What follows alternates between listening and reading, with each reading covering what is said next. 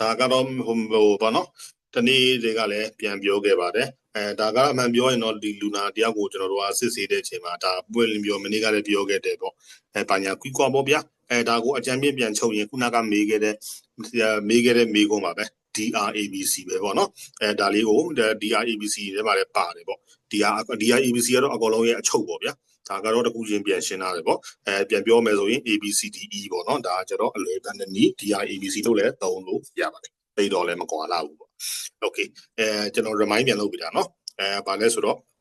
ဒီတိုင်းကိုကြည့်မယ်ဆိုရင်တော့ဒီတိုင်းမကြည့်နဲ့ဗျကျွန်တော်တို့ကတကယ်ကိုမြေပြင်မှာကြုံတွေ့တဲ့ခါကျရင်ကျွန်တော် guideline တိုင်းပဲသွားရမှာ guideline တိုင်းပဲသွားရမယ်ဆိုတော့ကျွန်တော်တို့အရင်ဆုံးလုပ်ရမှာကဒီအခု ABCDE တဲ့ဆိုင် DRABC ကပို့ပြီးတော့တင့်လျော်မှုရှိတယ်ပေါ့နော်နံပါတ်1ကဒီမှာပါတယ်ပေါ့နော်ဘာလဲဆိုတော့ဒီဘေးကင်းမှုရှိမရှိပေါ့ environment ပေါ့နော်အခင်းဖြစ်တဲ့နေရာဘေးကင်းမှုရှိမရှိစမ်းစစ်ရမယ်အဲ့ဒါကဘာလဲဆိုတော့မနေ့ကပြောခဲ့တဲ့ danger နော်အခင်းဖြစ်ပွားတဲ့နေရာအန်ဒီရဲ့ကင်းမကင်းဘေးကင်းမကင်းစစ်ဆေးရမယ်okay ဒါပဲဆိုတော့ကိုတိုင်းလူနာဖြစ်သွားလို့နောက်ထပ်လူနာဖြစ်သွားလို့မရဘူး okay D R ကဘာလဲဆိုတော့ဒီသတိရမှုအနေထားကိုစစ်ဆေးတာပေါ့ဒီမှာတော့ disability လို့ရေးထားတယ်ပေါ့နော်သတိရမှုအနေထားကိုစစ်ဆေးတယ် response ပေါ့နော်မနေ့ကလည်းပြောခဲ့တယ်ခေါ်ကြည့်တယ်ဘယ်သုံး AVPU ပေါ့နော်အမှ၄ခုရှိတယ်အလဘာမှမလုပ်ရသေးဘူးထိတော့ထိတာတဲ့လှမ်းអော်လိုက်တယ်အေးဘာမှမဖြစ်ဘူးရောက်ငါစိတ်မပူနဲ့ရတယ်ဆိုရင်ဒါကပြန်ပြောနိုင်တယ်ဆိုရင်တမျိုးနောက်ကပြန်မပြောနိုင်တော့ဘူးဆိုရင်တမျိုးတံပြန်မပြောနိုင်တော့ဘူးဆိုတမျိုးရှိတယ်ပေါ့တစ်ကသူတတိကိုတကယ်ကိုတတိလစ်နေတာလားတတိလစ်သွားတာလားနောက်ဖို့ရင်တကယ်လုံးဝအတနက်ကိုဦးစားကွဲသွားတာလားနှစ်ခုရှိတယ်ပေါ့နော်ဒါကတော့မနေ့ကလည်းအကျေဝင့်ပြောပြီးတဲ့နောက်တော့ထပ်တော့မပြောတော့ဘူးပေါ့နော်ဒီပြီးတော့ ABC ကတော့ကိုကပေါ်ဥစ္စာပဲအသက်ရှူလမ်းကြောင်းစစ်ဆေးမယ်အသက်ရှူမရှိစစ်ဆေးမယ်တွေးလည်ပတ်မှုရှိမရှိစစ်ဆေးမယ်အဲ့ဒါကအသက်ရှူလမ်းကြောင်းဆိုတာကအသက်ရှူလမ်းကြောင်းမှာပိတ်နေတာတွေပါရှိလားဘူးမမှန်တာတွေရှိလားခောက်နေတာတွေပိတ်နေတာတွေရှိလားစစ်မယ်ပြီးတော့အသက်ရှူမရှိစစ်ရမယ်အသက်ရှူမရှိစစ်တဲ့နီးမှာကမနေ့ကလည်းပြောခဲ့တဲ့ဒီဘာလဲဆိုတော့ look ရဲ့ပြီးရဲ့ listen ရဲ့သုံးခုပါเนาะသူရဲ့ဂျင်ဘက်ကအသက်ရှူမှုတကယ်ကိုမြင်သာထင်သာတော့အသက်ရှူတဲ့လှုပ်ရှားမှုရှိမရှိကြည့် okay မရဘူးဆိုရင် listen အနာကပ်ပြီးတော့သူ့ရဲ့ခေါင်းနာကပ်ပြီးတော့အသက်ရှူမရှူအသက်ရှူတာကြားမကြားနားထောင်လို့ရတယ်ပြီးတော့ look listen ပြီးတော့ပြီးကကြတော့ဒီသူ့ရဲ့ဒီနှာခေါင်းမဟုတ်ရင်ပါးစပ်ပေါ်မှာကိုယ့်ရဲ့ဒီဘယ်လိုပြောမလဲတရုတ်ကားတွေမှာဆိုတော့လက်လေးတင်ပြီးဆန်းတာပေါ့ဗျာဒီမှာတော့စားထဲမှာတော့ပါးနဲ့ကပ်ပြီးတော့ဒီလေတိုးမတိုးဆန်းလို့ရပါတယ်okay ဒါ DRABC C ကြတော့ခုနလည်းကျွန်တော်မေးခဲ့တဲ့မေးခွန်းပါပဲသွေးလေပတ်မှုရှိမရှိစမ်းမှုဆိုတာဒါလဲဆိုတော့ကျွန်တော်တို့ကသွေးပေါင်ချိန်တွေပါတွေကိုဒီခြေတန်းစင်းမြေပြင်မှာရောအင်းဆိုပြီးတော့သွေးပေါင်ချိန်စက်ကြီးတကားကားနဲ့သွေးပေါင်ချိန်တိုင်းနေဖို့ကမလွယ်ဘူးအဲ့ဒါကြောင့်မို့အသက်ဒီ vital sign ပေါ့နော်အသက်ရှင်မှုရဲ့လက္ခဏာတွေရှိလားမရှိလားကိုစစ်တဲ့အတွက်ကြောင့်ဗာလဲဆိုတော့သွေးခုန်နှုတ်ရှိမရှိသွေးခုန်မှုရှိမရှိပဲကျွန်တော်တို့စမ်းပါတယ်သွေးခုန်မှုရှိမရှိကတော့မနေ့ကလည်းပြောခဲ့တယ်ဘယ်နေရာတွေစမ်းလို့ရလဲပုံနဲ့တကွာပြခဲ့ပါတယ်ဒီနေ့လည်းကျွန်တော်မေးသွားတဲ့မေးခွန်းကလည်းမှန်ပြောရင်တကယ်ကိုလက်တွေးမှာတကယ်မြေပြင်မှာအဓိကသုံးတဲ့၃ခုပေါ့နော်ဒါကျန်တဲ့ဥစ္စာတွေကမသုံးဘူးလားဆိုတော့သုံးတယ်ဒါပေမဲ့ဆရာမတို့အနေနဲ့ကြတော့တကယ်မြေပြင်မှာဆိုရင်တခြားဥစ္စာတွေတဲ့ဆိုင်ရင်နံပါတ်1ကဒီ level ကတွေးပြတွေးလွှတ်ကြောကြီးတွေးလွှတ်ကြောရဲ့တွေးခုန်နှုန်း carotid pass နံပါတ်2ကအကျန်းပြင်းအဖြစ်လူတယောက်ရဲ့တွေးခုန်နှုန်းစမ်းလို့ရတဲ့ radial pass နောက်တစ်ခုကပါလဲဆိုတော့ဒီခြေထောက်တွေပါတွေမှာဆိုရင်ထိသွားတဲ့တွေးခုန်နှုန်းခြေထောက်တွေပါတွေထိသွားတဲ့ဒါဒီဘယ်လိုပြောမလဲဆိုတော့ထိသွားတဲ့နေရာမှာတွေးခုန်လုံးရှိမရှိစမ်းနောက်တစ်ခုစမ်းလို့ရတာကfemoral pass ပေါ့နော် femoral pass ဆိုတာနည်းနည်းလေးစမ်းကခတ်အောင်ခတ်လိုက်မယ်အဲ့ဒါမဲ့စမ်းတကယ်ဟိုလေးလာချင်တယ်ဆိုရင်တော့ကျွန်တော်အနေနဲ့ပြောတော့အဲ့ဒီဗလဲ TBL artery TBL pass ပေါ့နော် anterior TBL pass နဲ့ဒီဗလဲဆိုတော့ခြေအမိုးကတွေးခုန်လုံးတစ်ခုနဲ့နောက်ပြီးတော့ popliteal pass ဆိုတော့တကောင်းကွေကတွေးခုန်လုံးစမ်းတာအဲ့ဒါကိုပါတွဲလေ့ကျင့်ထားသေးတယ်ဘာဖြစ်လို့လဲဆိုရင်အဲ့ဒီနေရာတွေကတော်နီကွီးစီးလို့တော်နီကွီးစီးရနိုင်တဲ့အနေအထားတွေအဲ့ဒါကြောင့်မို့လဲဥပမာဆိုရင်ပေါင်မှာထိတယ်ခြေထောက်မှာထိတယ်ဆိုရင်ဒူးမှာထိတယ်ဆိုရင်ပေါင်မှာတက်စီရမယ်အဲ့ဒါဆိုရင်ပေါင်မှာတက်စီပြီးပေါင်မှာတော်နီကွီးစီးပြီးတော့မှဒီတကောက်ကြောမှာသွေးခုန်လုံးမိနေတယ်ဆိုရင်အဲ့တော်နီကွီးဖေးပါတယ် အဲ့ဒါကြောင့်မို့ဒီနှစ်ခုကိုလည်းထပ်ပြီးတော့စူးစမ်းစေချင်ပါတယ်အဲ့ဒါကတော့ကိုဘယ်လိုစမ်းမလဲဆိုတာတော့ Google ခောက်ပြီးတော့ရှာကြည့်လို့ရပါတယ်အကယ်၍မှအဆင်မပြေရင်ကျွန်တော်ကိုလာမေးလို့လည်းရပါတယ် group ထဲမှာမေးလည်းရပါတယ် okay ဒါလေးကတော့အချင်းချုံပေါ့နော် okay next slide ပါဆရာကဲဒါကတော့မနီကဥစ္စာတွေပေါ့နော်အမေကဥစ္စာနဲ့ပြန်ဆက်တာဒါရှုလမ်းကြောင်းပွင့်ဖို့ဆိုရင်ဗာလဲဆိုတော့တခြားအရာတွေမရှိရဘူးအဲ့ဒါမှလည်းပိတ်နေတယ်ဆိုရင်အသက်မရှူဘူးအသက်မရှူတော့အသက်ရှူလမ်းကြောင်းပိတ်သွားမယ်အဲ့ဒါကြောင့်မို့အသက်ရှူလမ်းကြောင်းကိုပွင့်အောင်လုပ်ရမယ်ပွင့်အောင်လည်းထားရမယ်ပွင့်အောင်ထားမယ်နီးကနှစ်နည်းရှိတယ် active chin lip ပေါ့နော်ခုနမလေးကလည်းကျွန်တော်ပြောခဲ့တယ်ဒီနေ့လည်းထပ်ပြောပါတယ် active chin lip နဲ့ jaw thrust နဲ့တခြားအရာတွေကြတော့ဗာလဲဆိုရင်မနေ့ကလည်းပြောခဲ့တယ်ကိုယ်တည်းကိုကပစ္စည်းအပြင်ကပစ္စည်းကိုကပစ္စည်းဆိုရင်ဘာတွေရှိမလဲသွေးတွေအချွဲတွေသွေးတွေအချွဲတွေနောက်ပြီးတော့သွားတွေအဲ့ဒါတွေရှိတယ်သွားတွေရှိကောင်းရှိနိုင်တယ်နောက်တစ်ခုကဗာလဲပြင်ပပစ္စည်းဆိုရင်တော့အများကြီးရှိနိုင်တယ်မြေစံမြေမှုတ်မြေမှုတ်တခြားသောပိတ်နိုင်တဲ့အရာတွေဗာလဲဆိုတော့ဟိုဘယ်လိုမျိုးလဲဆိုတော့ပြင်ပအရာတွေပေါ့အဲဆိုသွားအန်ကတ်မြန်နောက်ကမနေ့ကလည်းကျွန်တော်ထည့်ပြောခဲ့တဲ့မြန်မာလူမျိုးတွေမြန်မာနိုင်ငံမှာကကွန်စားတာများတယ်ကွန်ဘတ်တွေနဲ့လည်းပိတ်နေတတ်ပါတယ်အဲ့ဒါတွေကိုလည်းဖယ်ထုတ်ရမှာပေါ့နော်ဒါမနေ့ကလည်းကျွန်တော်ပြောခဲ့ပြီးသားဆိုတော့အထူးတလေတော့ဆက်မပြောတော့ဘူးပေါ့ okay next slide ပါဆရာ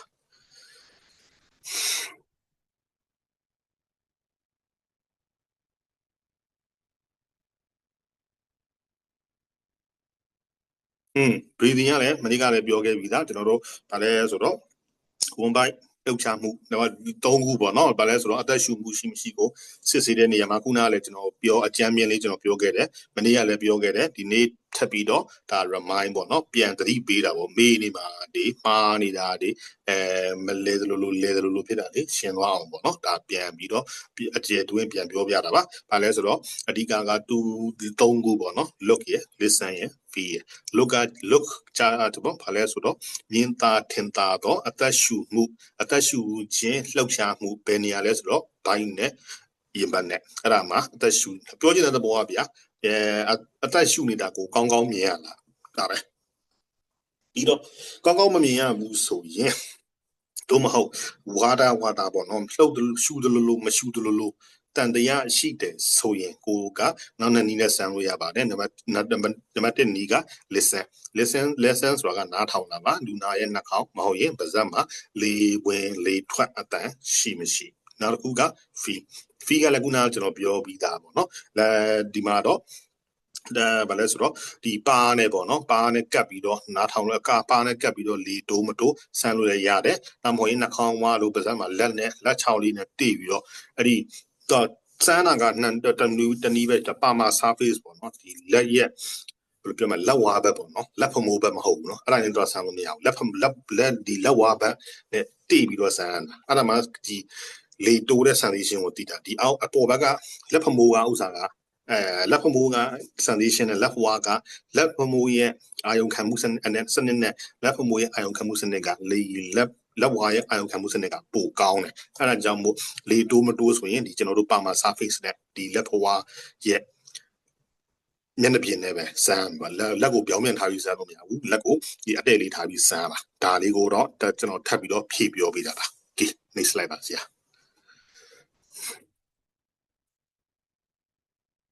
โอเคဒါကတော့စပြီပေါ့နော်ဒီနေ့သင်ခန်းစာရဲ့အစပေါ့ဘာလဲဆိုတော့ကျွန်တော်တို့ပေါ့ March ပေါ်မှာဆိုရင်ဒီ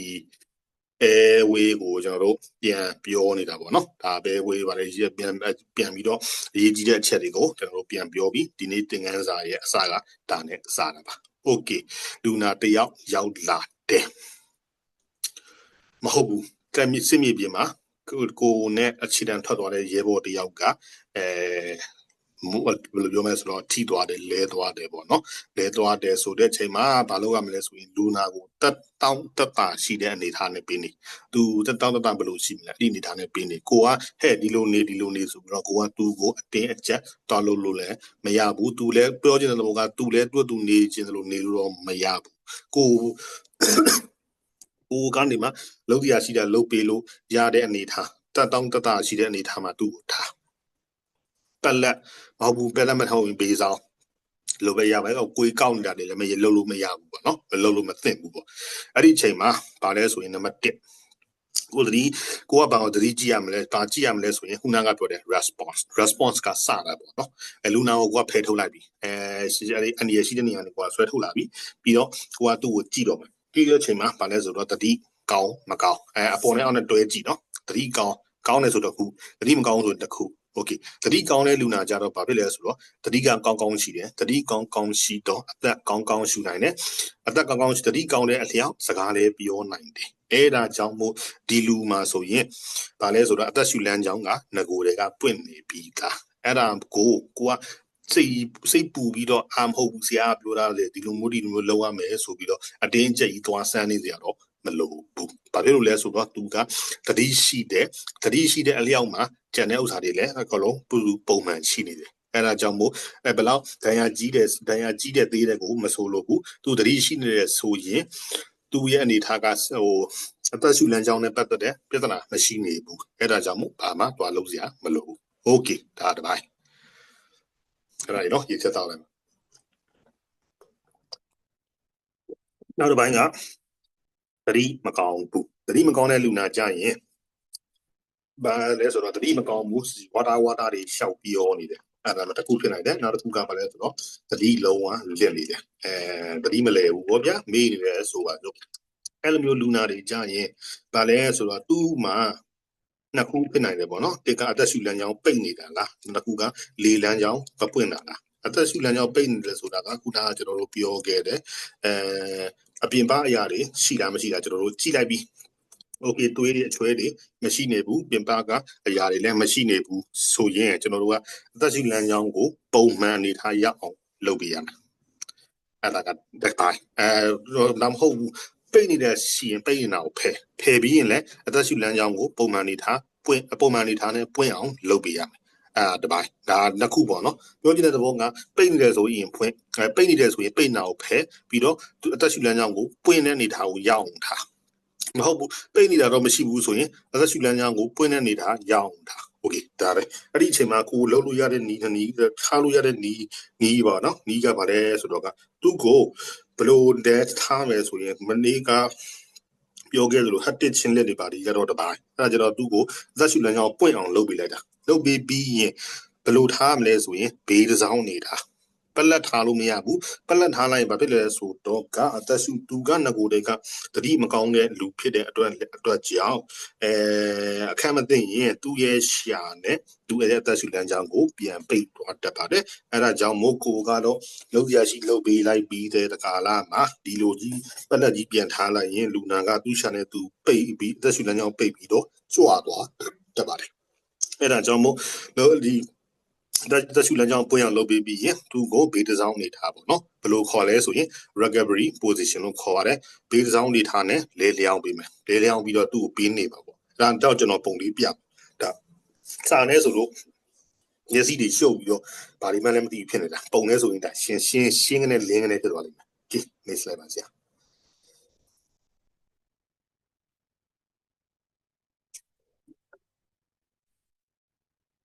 အဲ့ဒီမှာပေါ့နော်ဒါကဒီအသက်ရှူလမ်းကြောင်းနဲ့ပတ်သက်တဲ့ဥစ္စာတွေပဲဒါလည်းမပြော airway တွေမှာပါတယ်ပေါ့နော် MAR ပေါ့နော် MA တွေမှာပဲပါသေးတယ်ဒါတွေကတော့အနည်းချိန်မှာဗာလဲဆိုတော့ဒါကိုအရင်ကြည့်မလဲဆိုရင် look စမယ်ပေါ့နော်စပြီး breathing မှာဆိုရင် breathing management အသက်ရှူမရှူစစ်ဆေးတော့မယ်ဆိုရင်နံပါတ်1က look ဘာကိုကြည့်ရမလဲဒီအတမန်ပြောရင်တော့လဲခုနကပြောခဲ့တဲ့ဥစ္စာတွေပါပဲမောနေလားမမောနေဘူးလားသူကိုကြည့်ရမယ်ပုံမှန်ရှူနေလားမမောရင်အားစိုက်ပြီးရှူနေရတာမနေ့ကလည်းပြောခဲ့တယ်လေအားစိုက်ပြီးရှူနေရလားအဲ့ဒါတွေအကုန်လုံးပြန်ခြုံလိုက်မယ်ဆိုရင်လူနာကမောနေလားမမောနေဘူးလားအကေမောပုံမှန်တိုင်းရှူနေတယ်ဆိုတော့ okay ပြဿနာမရှိဘူးအဲ့ဒါမဲ့အရှိမကိုအချိန်မှာရဲဘော်တယောက်ထီသွားတယ်လူတယောက်ကထီသွားတယ်အဲ့ဒီအချိန်မှာကိုကသွားကြည့်တယ်သူကဒဏ်ရာရတာတဲ့မောလဲမောနေတယ်မဟုတ်ဘူးတကယ်ကိုအားစိုက်ပြီးတော့အသက်ကိုသဲတန်ရှူနေရတယ်အဲ့လိုမျိုးဖြစ်နေတယ်မဟုတ်ဘူးနောက်တခြားဘယ်လိုလဲဆိုတော့ဒီရင်ဘတ်နဲ့နောက်ကျောမှာအပွင့်တန်ရာကြီးဖောက်တန်ရာတခြားဒီထိခိုက်တန်ရာဘုံစားရန်စားစင်တာအဲ့ဒါမျိုးတွေလည်းရှိကောင်းရှိနိုင်တယ်ပြီးတော့ကဘာလဲဆိုရင်အဲ့ဒီမှာမှသူကအပွင့်တန်ရာရပြီးတဲ့နောက်မှာဒီရင်ကောင်းအတွင်းတော့လေးပြန်ဝင်တာ အဲ့ဒါကြတော့ဗာလဲဆိုတော့ဒီဘယ်လိုပြောမလဲဆိုတော့ဟောပေါ့နော်ဟိုဘယ်လိုပြောမလဲ air trapping လို့ခေါ်တယ်ဒါနောက်ကျွန်တော်ပုံပြရင်ဆရာမတို့မြင်သွားလိမ့်မယ်ပြောချင်တဲ့သဘောကအသက်ရှူတယ်ဆိုရင်ပုံမှန်ဆိုရင်သူကအထဲကိုအရှူသွင်းလိုက်တယ်ပြီးအဆုတ်ကနေပြန်ထုတ်တယ်ဒါကပုံမှန်ဘောက်ဘူးအဆုတ်ကထိသွားတယ်ပွင့်လဲတရင်ဘက်မှာလဲဟောင်းလောင်းကြီးအဆုတ်မှာလဲထိထားတယ်ဆိုရင် तू ကအသက်ရှူတဲ့အချိန်မှာ तू ကအပြင်ကလေကအထဲကိုဝင်အခုရှူလိုက်တဲ့နဲ့အမြဒီလေတွေကအထဲကိုဝင်ပြီးတော့ပြန်မထွက်နိုင်တော့ဘူးအဲ့ဒါဆိုရင်ပြဿနာတက်ပါတယ်အဲ့ဒါမျိုးကိုလည်းကိုကကြည့်ရမယ်ပေါ့နော်နောက်တစ်ခုကဘာလဲဆိုတော့အသက်ရှူချိန်မှာရင်ဘတ်လှုပ်ရှားမှုညီမညီဘာလဲဆိုရင်ဘယ်လိုလဲဆိုတော့ तू ကပုံမှန်ဆိုရင်ကျွန်တော်တို့ပုံမှန်လူတယောက်ကအသက်ရှူတယ်ဆိုရင်ဘယ်ဘက်ရင်ဘတ်ရောညာဘက်ရင်ဘတ်ရောတူညီစွာမြင့်တယ်နှိမ့်တယ်ဖြစ်တယ်မြင့်တယ်နှိမ့်တယ်ဆိုပြီးတော့တွားတယ်ပေါ့နော်ဒါပေမဲ့တချို့သောလူတွေဘယ်လိုလဲဆိုရင်ရင်ကောင်းကိုရင်ကောင်းဆိုတာရင်ဘတ်ပေါ့နော်ရင်ဘတ်ကိုဒီကျွန်တော်တို့အားပြင်းနဲ့အားပြင်းနဲ့ထိမိတယ်ဒါလဲဆိုတော့ခုနရန်စားကြည်စံတွေရန်စားတွေစင်တော့ဖောက်ဝင်တာမဟုတ်ဘူးเนาะပြောချင်တဲ့တော့ကကိုကပုံခိုတဲ့နေရာမှာဘုံကျဲကန်ထိတယ်လက်နဲ့ကြီးကြားတယ်အဲ့ဒီကအဆောက်ဦးပြိုတဲ့ဥစ္စာကိုပေါ်ပြီးတယ်အဲ့ဒီခါကြရင်ရန်ရိုးတွေကျိုးပါတယ်ရန်ရိုး၃ချောင်းနဲ့အထက်ကျိုးတယ်ပြီးတော့အသက်ရှူလိုက်ရင်ကျွန်တော်တို့မူမမှန်ဘူးပေါ့တစ်ဖက်ကပုံမှန်ဆိုရင်အသက်ရှူလိုက်ရင်ဖောင်းလာမဲ့အချိန်မှာတစ်ဖက်ကခြိုက်ဝင်သွားတယ်အဲ့လိုမျိုးတွေရှိတယ်ဆိုရင်အဲ့ဒါအမျိုးတွေရှိမရှိလဲကြည့်ရမယ်အဲ့လိုမျိုးအသက်ရှူချိန်မှာရင်ဘတ်ပိုင်လှုပ်ရှားမှုရှိမရှိကြည့်တယ်ဆိုတော့ကဘာလဲဆိုတော့ကျွန်တော်တို့အဓိကကြောက်တာက flay chest ဘာလဲဆိုတော့သူကပုံမှန်ဆိုရင်ရှူလိုက်ရင်ဖောင်းလာမဲ့အချိန်မှာသူအထက်ကိုခြိုက်ပြီးဝင်သွားတာအဲ့ဒါဆိုရင်အသက်အန္တရာယ်များတယ်ပေါ့နော်အဲ့မှာကိုကြည့်ရမယ့်အဆင့်မှာအဓိကကြည့်ရမှာကသူကသတိကောင်းလားသတိကောင်းတယ်ဆိုရင်ပုံမှန်တိုင်းရှူနေပြဿနာမရှိဘူးโอเคပုံသတိတန်ရရထားတယ်မောလဲမောနေတယ်ဒါမှမဟုတ်ရင်အားစိုက်ပြီးရှူနေရတဲ့လက္ခဏာတွေတွေ့တယ်ဒါရင်ဘက်နဲ့ကြောမှာလည်းအပွင့်တန်ရတွေရှိတယ်အဲ့ဒါတွေကြည့်ပြီးတဲ့ကာလမှာအပွင့်တန်ရရှိနေတယ်ဆိုရင်ကိုသူအသက်ရှူလိုက်တိုင်းဒီဒဏ်ရာကနေမှလေအထဲကိုရင်ကောင်းထဲကိုလေစုပ်ဝင်မှုရှိမရှိလဲကိုကစစ်ဆေးရမှာဖြစ်တယ်လို့နောက်တစ်ခုအသက်ရှူလိုက်တဲ့အချိန်မှာတစ်ဖက်နဲ့တစ်ဖက်လှုပ်ရှားမှုမူမမှန်တာအဲ့ဒါကိုလည်းကိုကစစ်ရမှာအဲ့ဒါကြောင့်မို့ဒါအကျေတွင်းစပြောပါပြီ next slide ပါဆရာကဲ listen ပေါ့နော် listen ဆိုတာကဘာလဲဆိုရင်ခုနကကျွန်တော်တို့ပြောခဲ့တယ်ပေါ့အသက်ရှူမှုရှိမရှိအသက်ရှူမှုရှိမရှိကိုကျွန်တော်တို့အသက်ရှူတဲ့အတန်လေးနားထောင်လို့ရတယ်ဘာညာပြီးကွာဆိုကျွန်တော်တို့ပြောခဲ့တယ်ဒါပေမဲ့ဒီအဆင့်မှာကျတော့ကျွန်တော်တို့ကမတူတော့ဘူးဒါကကျတော့ဒဏ်ရာပါလာပြီခုနကကျတော့ဒဏ်ရာရှိရင်လည်းရှိမယ်မရှိရင်လည်းမရှိဘူးခုနကပြောတဲ့ DRABC မှာကျတော့ကျွန်တော်တို့ရှေးဦးတူနာပြုတဲ့နေဒါကတကယ်ဒဏ်ရာရတဲ့လူကိုကုသမယ်နေဒီလိုသွားပြီဘယ်ဘာတွေနားထောင်မလဲနားထောင်မဲ့အချိန်မှာဆိုရင်အသက်ရှူတဲ့အချိန်မှာတခြားတန်တွေကြားနေရတယ်မနေ့ကလည်းကျွန်တော်တို့ပြောခဲ့တယ်ဘယ်လိုလဲဆိုရင်အသက်ရှူလိုက်ရင်ကျွန်တော်တို့လေပြွန်ကျင်းပြီးတော့လေပြွန်ခောက်ပြီးတော့တခြားတန်တွေထွက်နေတာဥပမာဆိုရင်အဲ့ဒီနဲ့ဟောက်တာမျိုးဘယ်လိုလဲဆိုတော့ပန်းနာရင်ကြက်သမားတွေဆိုရင်အသက်ရှူလိုက်ရင်တရွှီနဲ့မိနေတာမျိုးပေါ့ပြောချင်တဲ့သဘောကအသက်ရှူတန်အပြင်တခြားအတန်တွေပါထက်ကြားနေရတာအဲ့လိုမျိုးတွေရှိမရှိကိုကဓာတ်ထောင်ရမယ်နောက်တစ်ခုကဘာလဲဆိုတော့အရင်ဘက်မှာအပွင့်တန်ရပြီโอเคရင်ဘက်မှာအပွင့်တန်ရပြီဆိုရင်အသက်ရှူလိုက်တိုင်းမှာသူ့ရဲ့ဒဏ်ရာကနေလေစုပ်ဝင်သွားလားအဲ့ဒါကတော့တော်တော်ကြီးကိုရှားတယ်ပေါ့နော်ရှားတယ်ဆိုတာကြားဖို့တော့တော်တော်ခဲရင်တယ်ဒါပေမဲ့မရှိမို့ရှိတယ်တော်တော်လေးလဲဆိုးတယ်ပေါ့နော်အဲ့လိုဆိုရင်ရင်ကောင်းလေးကိုလေစုပ်ဝင်တဲ့အတန်ရှိမရှိကိုလည်းကိုကစစ်ဆေးရမယ်ပြန်ပြောပါမယ်ဒါပေမဲ့တစ်ချက်ကအသက်ရှူလိုက်တိုင်းမှာတခြားအတန်တွေကြားနေရသလားနားထောင်ရမယ်နောက်တစ်ခုကအသက်ရှူလိုက်တိုင်းမှာဒဏ်ရာကနေရတာအပွင့်ဒဏ်ရာကနေမှလေတွေအထဲကိုစုပ်ဝင်သွားတဲ့လေတွေတိုးဝင်သွားတဲ့အတန်ရှိမရှိလဲနားထောင်ရပါမယ်โอเคဒါကခုနကပြောတဲ့ look ပြီးတော့ listen ပြီးတော့ feel စောင့်ပြီ feel ကြတော့ဗာလဲဆိုတော့အခုအစောတောင်ကကျွန်တော်တို့ပြောခဲ့တာကအသက်ရှူနှုံးပေါ့နော်အသက်ရှူနေလားမရှူနေလားကိုပဲကျွန်တော်တို့ကဆန်းစစ်တာဒါကြတော့တကယ်ကိုဒဏ်ရာရထားတဲ့လူနာရောက်လာတဲ့တခါလာမှာကိုတွေဘာလုပ်ရမလဲဆိုတော့ရင်ဘက်နဲ့နောက်ကျော်ဆန်းဒီဘယ်နေရာတွေနာနေလဲနာတဲ့နေရာရှိပြီးတော့โอเคဒဏ်ရာတွေရှိနေလားကိုကြည့်ပြီးတော့ကဘာလဲဆိုတော့အမှနာယိုးကျူတဲ့လက္ခဏာတွေဆိုရင်ဘာလဲဆိုတော့ကျွန်တော်တို့ဖိလိုက်ရင်နာတယ်ဗျာဒီနာယိုးကျူရဲဆိုရင်ဖိလိုက်ရင်နာတယ်နာတော့ဆိုအဲ့ဒီလက္ခဏာတွေရှိမရှိလဲဟိုက ကြည့်ရမယ်နောက်တစ်ခုကဘာလဲဆိုတော့ဒါကထူးထူးခြားတော့မဟုတ်ဘူးပေါ့ခုနကပြောခဲ့တဲ့အဆက်ပဲအပွင့်တန်ရရတယ်နောက်ဂျုံနဲ့ရင်ဘက်မှာအပွင့်တန်ရရတယ်အပွင့်တန်ရရပြီးတော့အဆုတ်တဲထိပေါက်သွားတယ်ပေါက်ပြီးတော့လေအပြည့်အသက်ရှူလိုက်တိုင်းမှာအပြင်ကလေတွေကအထဲကို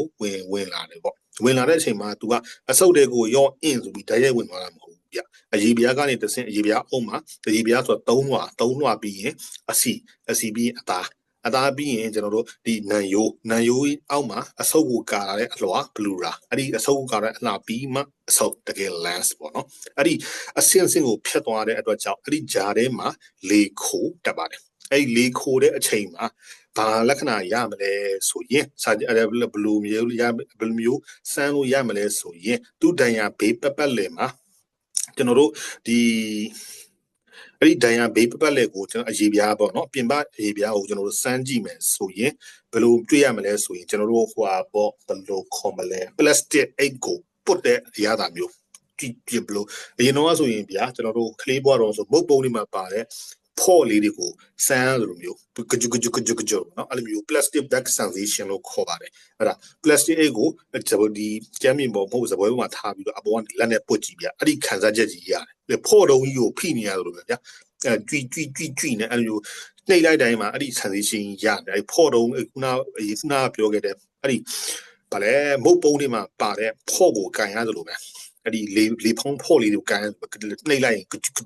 ကြွနဲ့အဲ့လိုမျိုးလက္ခဏာတွေရှိမရှိကြည့်ရမယ်အဲ့ဒီလက္ခဏာရှိတယ်ဆိုရင်အရေးကြီးပါတယ်ပြန်ပြောပါမယ် feel ကအရေးကြီးပါတယ်ပြန်အကြောင်းပြန်ဆက်ပြီးတာပါဗာလဲဆိုရင်ကိုကလူနာကိုစမ်းတော့မယ့်အချိန်မှာတတိကဘယ်နေရာလဲဆိုတော့အခုက breathing နဲ့ပတ်သက်တယ်ဆိုတော့ရင်ဘတ်နဲ့ကြော okay စမ်းလိုက်ပြီစမ်းပြီးတော့ဘာတွေမေးရမလဲပေါ့ဘယ်နေရာနာနေလဲဘယ်နေရာနာနေလဲသူမေးနေမှတခါလေကိုကကြည့်ဒဏ်ရာတွေရှိနေလားအဲ့ဒဏ်ရာရှိတဲ့ဆိုရင်ဒဏ်ရာတွေမရှိဘူးဆိုရင်အပြင်ဘက်ဒဏ်ရာထူးခြားမရှိနေဘူးဒါပေမဲ့ तू ကမောနေတယ်ဆိုရင်ကျွန်တော်တို့ကစဉ်းစားမှာကအတွင်းမှာဒဏ်ရာရထားတာလားနံရိုးကျိုးထားတာလားအဲ့ဒါဆိုနံရိုးကျိုးရင်လည်းနာတော့လူနာကအသက်ကို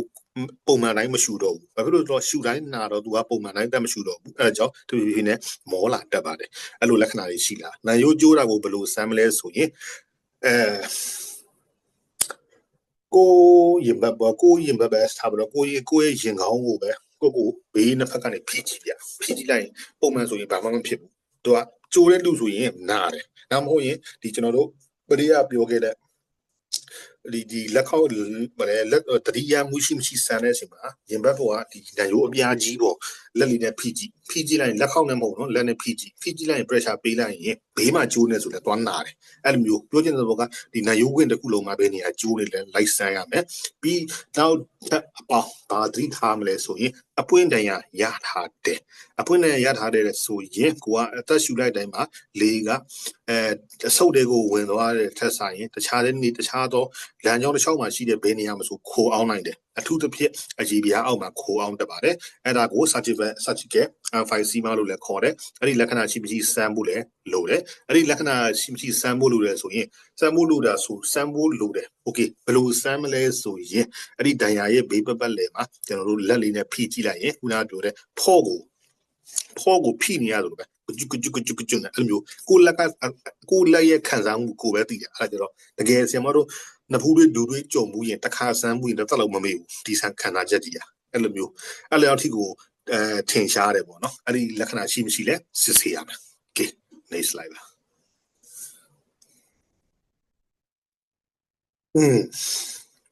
ဒါခုစပြီပေါ့နော်ရင်ဘတ်အပွင့်တန်ရာ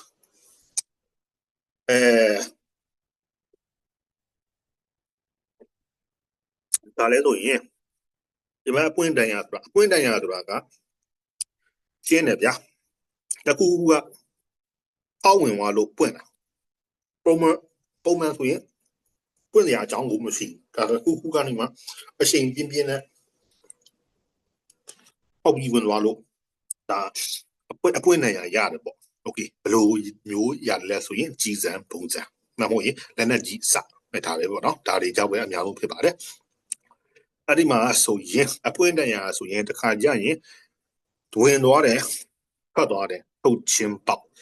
က်တန်ရာလည်းရှိသလိုအဝင်တော့ရှိတယ်အထွက်တော့မရှိဘူးအထက်မှာမြုပ်နေတယ်အဲ့လိုမျိုးတန်ရာတွေလည်းရှိတတ်ပါတယ်အဲ့ဒါကြောင့်မို့ရင်ဘတ်မှာတန်ရာတော့တွေ့ပြီးဆိုရင်ကြောကိုလည်းကြည့်ရမယ်ကြောမှာတန်ရာရပြီဆိုလည်းရင်ဘတ်ကိုတန်ရာရင်ဘတ်မှာရောအပွင့်အပိတ်အလေးဒီဖောက်ထွက်သွားတဲ့တန်ရာရှိမရှိကြည့်ဖို့လိုအပ်တယ်ပြောချင်တဲ့သဘောကရင်ဘတ်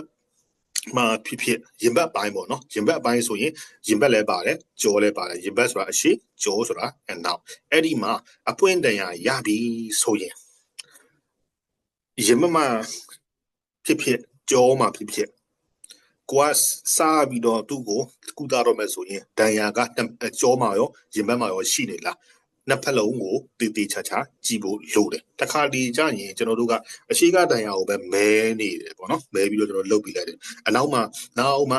ပလူနာပလက်လန်နေတယ်ဆိုပါစို့အရှိကတန်ရာကိုကျွန်တော်တေချာလေးဆေးထည့်ပြီးတော့တန်ရှင်းလုပ်ပြီးတော့ဆေးထည့်ပြီးတကာလာမှာလူနာကိုပူလိုက်တော့ဆိုပြီးတော့ဘေးဆောင်လိုက်တဲ့အချိန်မှာအနောက်မှာလည်းတန်ရာတစ်ခုရှိနေတတ်တယ်အဲ့ဒါဒီကပြဿနာသိကြီးပါတယ်အခက်မသိရင်နောက်ဆက်တွဲပြဿနာအများကြီးဝင်တတ်ပါတယ်ဘာလဲဆိုတော့သိတာပေါ့နော်အဲ့ဒါပါပဲအဲ့ဒါကြောင့်မို့ရင်ဘတ်မှာရှိလားကြောမှာရှိလားရင်ဘတ်မှာရှိရင်တော့ကြောမှာတန်ရာရှိသေးလားကြောမှာတော့စတွေ့တယ်ရင်ဘတ်မှာရောတန်ရာရှိလားနှစ်ဖက်လုံးကိုတေးသေးချာချာကြည့်ဖို့လိုပါတယ်ရှင်းနောက်မကြံကြည့်ရှုစစ်ဆေးရန်လိုအပ်ပါတယ်โอเคလူနာတယောက်ကိုတွေ့တယ်နော်ရင်ဘတ်မှာအပွင့်တန်ရာရထားတယ်ရင်ဘတ်မှာအပွင့်တန်ရာရထားတယ်ဆိုရင်ဘာဆက်လုပ်မလဲပေါ့ဒါကတပိုင်းနောက်တစ်ခုပြောမယ့်ဥစ္စာကရင်ဘတ်မှာအပွင့်တန်ရာလည်းရထားတယ်အသက်ရှူလိုက်တိုင်းမှာကျွန်တော်တို့ကအဲ့ဒီတန်ရာကနေမှလေကအထဲကိုဝင်သွားတဲ့အတန်ကြီးကြားနေရတယ်အဲ့ဒါကမှပြဿနာပူကြီးတာအဲ့ဒါကြောင့်မို့ဒီရင်ဘတ်မှာတန်ရာရတယ်ဒီလူနာကလည်းတန်ရာရထားတယ်ဒီလူနာအသက်ရှူလိုက်တိုင်းမှာတန်ရာထဲကိုလေတွေဝင်သွားတော့ရွှီအဲ့မျိုးပေါ့အဲ့လိုမျိုးအတန်တွေကြားနေရပြီဆိုရင်ဒီအပွင့်တန်ရာတွေကအရေးပေါ်ချက်ချင်းကိုကုသရမယ်နောက်မဟုတ်ရင်နောက်ဆက်တွဲပြဿနာတွေအများကြီးနဲ့ကြုံရပါတယ်โอเคအပွင့်တန်ရာရတယ်ရင်ဘတ်မှာပေါ့နော်ဘယ်လိုလုပ်မလဲဆိုရင်ကျွန်တော်တို့အရင်ဆုံးကသူ့ကိုလေမဝင်အောင်ပေါ့လေမဝင်အောင်နောက်ပေါ့ရင်ပြောချင်တဲ့သဘောကလေလည်းမဝင်ရဘူးပိုးလည်းမဝင်ရဘူးအဲ့ဒါကြောင့်ကျွန်တော်တို့ဆေးထဲဖို့လိုတယ်ဆေးထဲပြင်ဘယ်လိုသုံးမလဲပေါ့ရောအင်းဆိုပြီးတော့ကျွန်တော်တို့ဟိုးအရင်တုန်းကဆေးထဲတဲ့နီးတိုင်းပလတ်စတာအုပ်လေးဘက်လုံးပလတ်စတာကက်အဲ့လိုလုပ်လို့တော့မရဘူးအဲ့လိုလုပ်လိုက်ရင်ပိုဆိုးသွားတတ်ပါတယ်အဲ့ဒါကြောင့်မို့ဘယ်လိုထည့်ရမလဲဆိုတော့ three side dressing လို့ခေါ်ပါတယ်ဒဏ်ရာအပေါ်မှာ၄တောက်ပုံစံ plastic အပါအစားတစ်ခုကိုဒဏ်ရာပေါ်မှာတင်ပြီးတော့သုံးဘက်ကနေတိတ်ကတစ်ဖက်ကိုလှော့အဲ့ဒါကို three side dressing လို့ခေါ်ပါတယ်အဲ့ဒါမှပဲသူကလူနာကဒီလေတက်ရှူလိုက်တိုင်းမှာဒီလေဒဏ်ရာတွေကိုလေဝင်သွားတာလည်းသက်သာမယ်နောက်ဆက်တွဲပြဿနာတွေလည်းအများကြီးကိုကာကွယ်နိုင်ပါတယ်ဒါကကို three side dressing လို့ခေါ်ပါတယ် three side dressing ရဲ့ထူးခြားချက်ကဘာလဲဆိုတော့ plastic ဘာလဲဆိုတော့သုံးဘက်ကိုကတ်တယ်သုံးဘက်ကိုတိတ်နဲ့ကတ်တယ်တစ်ဖက်ကိုအပွင့်ထားတယ်ဒါထူးခြားချက်ပါကျွန်တော်တို့ပုံမှန်ဆေးထည့်နေတဲ့လေးဘက်လုံးရောအင်းဆိုပြီးတော့ပိတ်ကတ်လို့မရပါဘူးဒါအရေးကြီးပါတယ်အရေးဘာလဲဆိုတော့ကွာစီနာတွေပို့ပြီးတော့ရင်မမတန်ရရတယ်ဆိုပြီးတော့အားလုံးကိုပိတ်ပြီးတော့ကတ်ပေးလိုက်ရင်ကိုလုတ်ပြီးမှလူနာပူဆိုတော့တတ်ပါတယ်အဲ့ဒါကြောင့်မို့ three side dressing ကိုပဲသုံးရပါမယ်ဒါနောက်ကျွန်တော်ပုံလေးပြန်ပြမှာပေါ့နော်ပုံပြရင်ဒါဆရာမတို့မျက်စိနဲ့မြင်သွားလိမ့်မယ်အခုကျတော့သုံးဘက်ကိုတိတ်နဲ့ကပ်ပြီးတော့တစ်ဖက်ကိုအပွင့်ထားမယ်ဆိုရင်ဖြစ်ပါမလားဆိုပြီးအဲ့လိုဇဝေဇဝါအတွေးလေးတွေလည်းရှိကောင်းရှိလိမ့်မယ်ပေါ့နော်ဘာဖြစ်လို့လဲဆိုတော့မျက်စိနဲ့မမြင်ရသေးလို့တကယ်တမ်းကျွန်တော်တို့စိတ်မြင့်ပြင်မှာကြုံလဲအခါလဲဒီလိုပဲလောက်ရမှာပါလေးဘက်လုံးပိတ်ကတ်လို့မရပါဘူးလေးဘက်လုံးပိတ်ကတ်လိုက်ရင်စေတနာတွေပို့ပြီးစကားလာပိတ်ကတ်လိုက်ရင်လူနာမှာဝေဒနာတွေပိုလာတတ်ပါတယ်အဲ့ဒါကြောင့်မို့ရင်ဘတ်အပွင့်နိုင်ရဆိုရင်ဆေးထည့်ရမယ့်နည်းက three side dressing မှာအရေးကြီးတယ်နော်အဲ့ဒါကြောင့်ကျွန်တော်ခဏ remind ပြန်လုပ်ပြီး okay next slide ပါအပုံတွေ့ရှင်းတော့လိမ့်မယ်လာပါပြီဗျာဒီနေ့မင်းသားကြီးပေါ့နော်ခုနက three side dressing ကလည်းဒါအရန်မင်းသားပေါ့ဒါကတော့ခေါင်းဆောင်မင်းသားဒါလာပါပြီဒါဒီနေ့သင်ခန်းစာရဲ့အရေးကြီးဆုံးအပိုင်းပေါ့တကယ်ခေါင်းဆောင်ကြီးရတူပါတယ်ဟုတ်ဘာပြောရလဲမသိ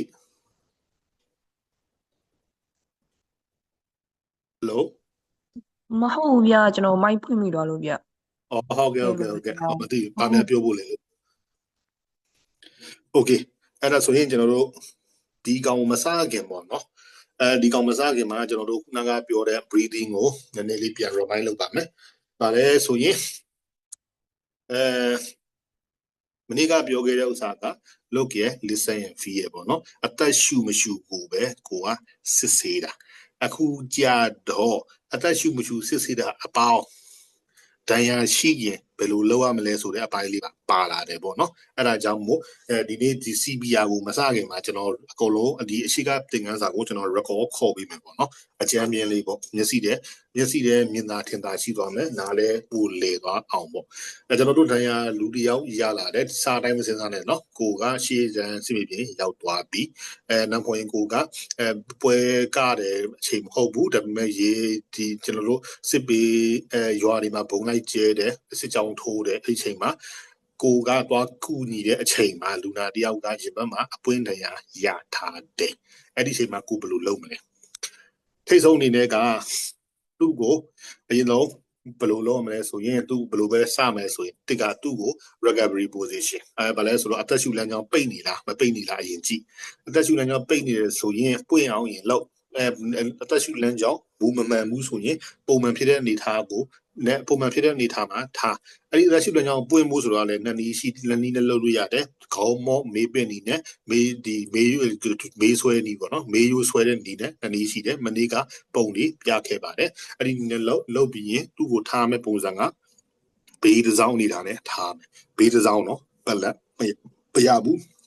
မောက်ခုံလည်းမရဘူးဘယ်ဘက်ကိုစောင်းမလားညာဘက်ကိုစောင်းမလားကြိုက်တဲ့ဘက်စောင်းလို့ရတယ်ပလက်ထားလို့မရဘူးမောက်ခုံထားလို့မရဘူးဒါအရေးကြီးပါတယ်โอเคဒါကသူ့ကိုစစကြီးကိုကလူနာကိုတွေ့တဲ့အချိန်ကိုရင်လုတ်ပေးလိုက်ပြီစစ်တဲ့အချိန်မှာဒဏ်ရာရှိမရှိစစ်တော့မယ်ဆိုတဲ့အချိန်မှာအပွင့်နေရအပိတ်တန်ရအဘယ်ဒဏ်ရာဖြစ်အခုကျွန်တော်တို့စစစ်ပြီးဆိုရင်ဒဏ်ရာရှိမရှိကြည့်ရဒဏ်ရာရှိမရှိကြည့်တယ်ဆိုရင်ကျွန်တော်တို့ကသူ့ကိုသူကပလက်ကြီးတွေးတယ်ဆိုရင်အဲ့ပလက်နေထားမှာပဲဒဏ်ရာရှိလားမရှိလားကျွန်တော်တို့ကြည့်လို့မရဘူးမှောက်မလဲကြောမှာရောဒဏ်ရာရှိလားမရှိလားလဲကျွန်တော်တို့စစ်ဖို့လိုပါမယ်ဘာလဲဆိုတော့ကျွန်တော်အဓိကပြောချင်တာကရင်ဘတ်ပိုင်းပေါ့နော်ရင်ဘတ်ပိုင်းနဲ့ရင်ဘတ်နဲ့ကြောမှာဒဏ်ရာတွေရှိမရှိကြည့်ရမယ်โอเคဒဏ်ရာရှိတယ်ဆိုရင်ကိုသတိထားရမလဲဆိုရင်အဲ့ဒီဒဏ်ရာရှိတဲ့နေတဲ့ဒဏ်ရာရထားတဲ့နေရာကလှုပ်ရှားမှုကပုံမှန်ဖြစ်နေလားနားမဟုတ်ရင်ပုံမှန်လားမမှန်ဘူးလားနားမဟုတ်ဘူးဒဏ်ရာကနေမှအသက်ရှူလိုက်တိုင်းမှာအဲ့ဒီကနေလေတိုးဝင်သွားတဲ့အတန်ကြီးကြားနေရလားပုံမှန်မဟုတ်တဲ့အတန်ကြီးကြားနေရလားကျွန်တော်တို့ကြည့်ရမယ်ဘာဖြစ်လို့လဲဆိုတော့ခုနကပြောခဲ့တဲ့ surgical advice မှာပေါ့နော်ဒီအရေးပြအောက်မှာလေခိုးတာတွေဖြစ်တတ်ပါတယ်အဲ့ဒါကြောင့်မို့အဓိကဒဏ်ရာအပွင့်ဒဏ်ရာရထားတဲ့လူနာတယောက်ဆိုရင်ကျွန်တော်တို့ကဒီဒဏ်ရာတဲ့ကိုလေဝင်မှုတတ်နိုင်များနဲအောင်အထဲကဝင်သွားတဲ့လေလည်းပြန်ထွက်လို့လမ်းကြောင်းတစ်ခုရအောင်ကျွန်တော်တို့ကလုပ်ပေးရမယ်လုံးဝပိတ်ကတ်လို့မရပါဘူးရော့အင်းဆိုပြီးစေတနာပို့ပြီးတခါလာပလတ်စတစ်ပါလေးအစားလေးကိုဒီတရားပေါ်မှာအုပ်ပြီးတော့လေးဘက်လုံးပိတ်ပြီးတော့ကတ်ပေးလိုက်ရင်လူနာကပိုဆိုးသွားတယ်လုံးဝအသက်ရှူကျက်လာတတ်ပါတယ်အဲ့ဒါကိုပတိထားမယ်အဲ့လိုမျိုးမဖြစ်အောင်ဆေးထဲတဲ့နီးကရင်ဘက်ပိုင်းအပွင့်တရားကိုဆေးထဲရင်3 side dressing 3ဘက်ပိတ်တစ်ဖက်လှုပ်အဲ့ဒီ3ဘက်ပိတ်ပြီးတော့တစ်ဖက်လွတ်ထားတဲ့ဆေးထဲဒီကိုပဲသုံးရမှာပဲလေးဘက်လုံးပိတ်လို့မရပါဘူးနှစ်ဖက်ပိတ်လို့လည်းမရပါဘူးတစ်ဖက်ပိတ်ပြီးတော့3ဘက်ကိုဖွင့်ထားလို့လည်းမရပါဘူးတစ်ဖက်ပိတ်ပြီးတော့3ဘက်ကိုဖွင့်ထားလိုက်ရင်ကျွန်တော်တို့လူနာရဲ့ရင်ဘက်ပေါ်မှာအလံဖွင့်ထားလို့ပဲဖြစ်နေမှာပါအဲ့ဒါကိုလည်းသတိထားပါမယ်ပြန်ပြောပါမယ်ရင်ဘက်အပွင့်တန်ရာရထားတဲ့လူနာတယောက်တွေ့တယ်အသက်ရှူလိုက်တိုင်းမှာသူရဲ့အနာကနေမှလေအထဲကိုလေတိုးဝင်သွားတဲ့အတန်ကြီးကြားအတန်လိုမျိုးကြားနေရတယ်လူနာကလည်းမောနေတယ်ဆိုရင်ကျွန်တော်တို့ကဒီတန်ရာတဲ့ကိုလေဝင်မှုတတ်နိုင်များနဲအောင်လုပ်ပြီးမှရမယ်အဲ့ဒါမှလည်းသူမောတာတတ်တာโอเคဆေးထဲတဲ့အချိန်မှာ3 side dressing 3ဘက်ပိတ်တစ်ဖက်ပွင့်တဲ့ဆေးထဲနီးကိုပဲပြန်ဆေးထဲနီးကိုပဲသုံးရပါမယ်3ဘက်ပိတ်တစ်ဖက်ပွင့်ပါ3ဘက်ဖွင့်ပြီးတစ်ဖက်ပိတ်လည်းမဟုတ်ဘူးနှစ်ဖက်ပိတ်ပြီးတော့နှစ်ဖက်ပွင့်လည်းမဟုတ်ဘူးလေးဘက်လုံးကိုအလုံးပိတ်တာလည်းမဟုတ်ပါဘူးဒါအရှိကဥစ္စာကိုကျွန်တော် record ခေါ်ပေးတာပေါ့နော်အကြံမြင်ပေါ့โอเคဒီနေ့လာပါပြီကျွန်တော်တို့ CPR ဒီကောင်ကပေါ့နော်ဒါကျွန်တော်တို့ရုပ်ရှင်တွေမှာလည်းမြင်ဖူးရုပ်ရှင်တွေဇာတ်ကားတွေမှာလည်းမြင်ဖူးမယ်ဆေးရုံဆေးကမ်းမှာ တောင်းကြဘူးတဲ့ဆရာဆရာမတွေဒီစေအရင်ကဟိုတင်တန်းတက်ဘူးတဲ့ဆရာဆရာမတွေလည်းပါလိမ့်မယ်မဟုတ်ဘူးကျွန်တော်တို့အနေဆုံးအဆင့်ပြကျွန်တော်တို့ဘယ်လိုလဲဆိုရင်ရုပ်ရှင်တွေဇာတ်ကားတွေနဲ့မှာတက်တယ်ဘာလဲဆိုရင်လူနာကိုအသက်ရှူတာအသက်ရှူတော့ဘူးသတိလုံးဝကိုအသက်ငင်တဲ့အနေထားပေါ့နော်အသက်ငင်တဲ့အနေထားဆိုတော့အသက်ကို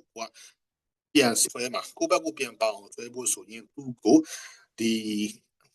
ဘယ်လိုပြောမလဲဆိုရင်နှလုံးနဲ့အဆုပ်ကိုstate ဆိုတာမပြောတော့ဖြည့်ဦးနာပြန်ကဲတာပေါ့ဗျာအဲ့လိုမျိုးပြောရင်ပုံမှန်လိမ့်မယ်ကျွန်တော်တို့အနေနဲ့ပြောတော့ CPR လို့ပြောရင်နော်ဒီမြန်မာအနေနဲ့ဆိုရင်တော့နှလုံးနဲ့ဒီအဆုပ်ကိုပေါ့အဆုပ်နဲ့နှလုံးအဆုပ်အရေးကြီးအင်္ဂါတွေကိုတွေးစီစဉ်မှုပြန်ရအောင်နှလုံးကိုပြန်နှိုးတာဒါနှလုံးပြန်နှိုးရလို့point ပုံမှန်လိမ့်မယ်ပေါ့နော်โอเคဒါ CPR ရုပ်ရှင်တွေမှာလည်းခဏခဏမြင်ဘူးမှာပဲရင်ဘက်ကိုဖိတယ်ပြီးရင်ပါးစပ်တွေကိုလေမှုတ်ထည့်တယ်အဲ့ဒါ CPR ပါပဲဒါရင်ကလည်းမြင်ဘူးမယ်ဒီစကလုံးနဲ့အဲ့ဒီလုံငန်းဆောင်တာလေးကိုမတွဲမိတာဖြစ်ကောင်းဖြစ်နေတယ်ပေါ့နော်အဲ့ကျွန်တော်အချိန်လေးကိုပြတာโอเค CPR ရဲ့အဓိကရည်ရွယ်ချက်ပေါ့ကျွန်တော်တို့ကဒဏ်ရာတစ်ခုရတာလေလူနာကလုံးဝသတိမေ့နေတယ်။ဒါမှမဟုတ်တွေးခုံလုံးလည်းဆန်းလို့မမီတော့ဘူးဆိုတဲ့အနေထားမှာသူ့ကိုအသက်ပြန်ရှင်အောင်တနည်းအားဖြင့်အရေးကြီးတဲ့ကိုယ်တွင်းအင်္ဂါကလေးစာတွေကိုစီစဉ်မှုပြန်ရအောင်တွေးနဲ့တွဲတဲ့ပါလာမှာကအောက်ဆီဂျင်နဲ့တွေးနဲ့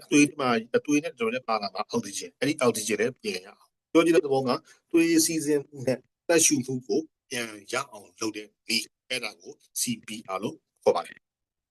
သူရဲ့မြန်မာလိုအဓိပ္ပာယ်ဖွင့်လာတာကနှလုံးခုတ်ရက်တန်းနေစဉ်အတွင်းအရေးကြီးအင်္ဂါအစိပ်ပိုင်းများကိုတွေးစီစဉ်စီပြီးအောက်ဆီဂျင်ရရှိစေတော့အသက်ကယ်ပြီး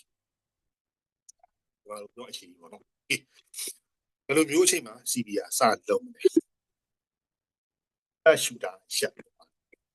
ဟုတ်ဘူးနှလုံးခုတ်တာချက်တော့ဟုတ်ဘူးလုံးခြေတန်းမှာလည်းတွေ့နိုင်တယ်လို့နောက်တန်းမှာလည်းနောက်တန်းမှာဆိုတော့ဒီခုနေနေတယ်ပေါ့နော်ဒီအသက်အန္တရာယ်နေတဲ့ဒီပေါ်လေးတော့တရားပြင်းထန်တဲ့ဒီပေါ်လေးဒါတွေမှာဒီတန်းနဲ့ဒီရအသက်ရှူရပါတယ်နံဖို့ဝိခုံပုံဒီတက်လုံးပုံလာလေးပြတ်သွားတယ်မဟုတ်ဘူးပြတ်သွားတယ် CPR ချလို့ရပါဟေးတားရဘူးတားတယ်မလားဆေးရအတန်တက်တောင်းဖြစ်သွားနိုင်ကြောင်းတည်နော်အခုကြားပြီလားအခုတော့ကြာပြီခုနကတော့တော်အဲ့လိုမျိုးအတန်ကြီးကပြက်တောင်းဖြစ်သွားတာလေဟုတ်တယ်တူလေးကတတိတိုးဝါပြီးတော့မှပြက်သွားတာအတန်အဲ့လိုမျိုးလိုင်းကြောင်းဖြစ်ပါလိမ့်မယ်အဲ့လိုခဏလေးကျွန်တော် line change ကြည့်လိုက်မယ် 5G တော့ဘာဖြစ်လဲလုံးမထိုင်းနေအခုကြားပြီလားဗျ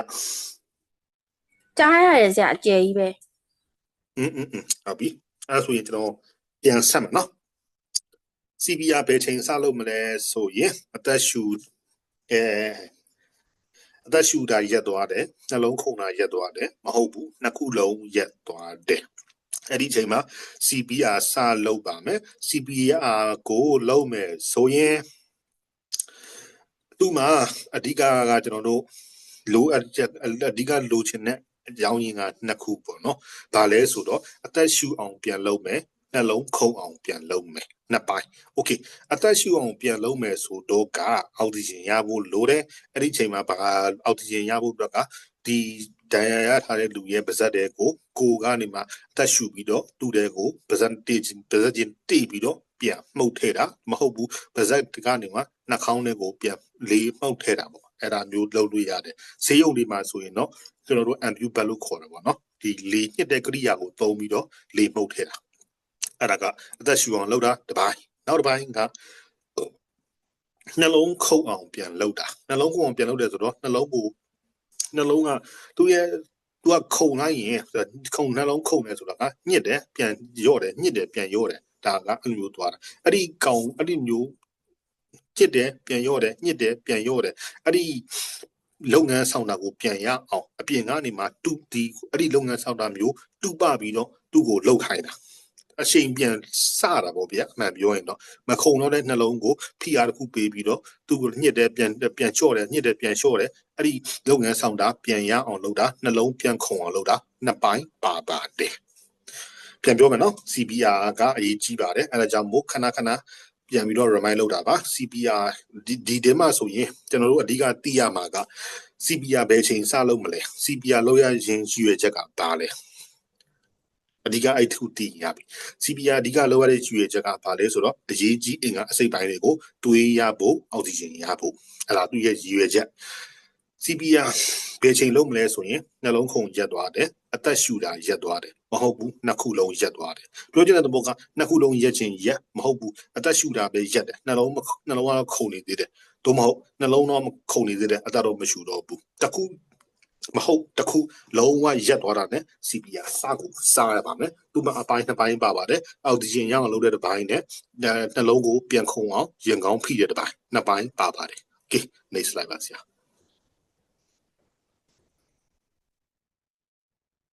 ဒီကောင်ပေါ့နော်ဒါကြတော့ဒါတကယ်ကိုဒါအဖွဲ့တိုင်းလုပ်ကိုလုပ်ရမယ်ဘာဖြစ်လို့လဲဆိုရင်ဒီ medic ပေါ့နော်ကျွန်တော်တို့ဒါဆရာမတို့အားလုံးတင်တန်းသူတင်တန်းအားလုံးကိုကျွန်တော်စေးတက်သားလို့ပဲကျွန်တော်ယူဆလိုက်ပါတယ်စေးတက်သားလည်းဖြစ်ကောင်းဖြစ်လိမ့်မယ်မဟုတ်ဘူးကိုယ့်ရဲ့ data မှာဘယ်မှာဆိုတော့ကျမရေးလိုအပ်ချက်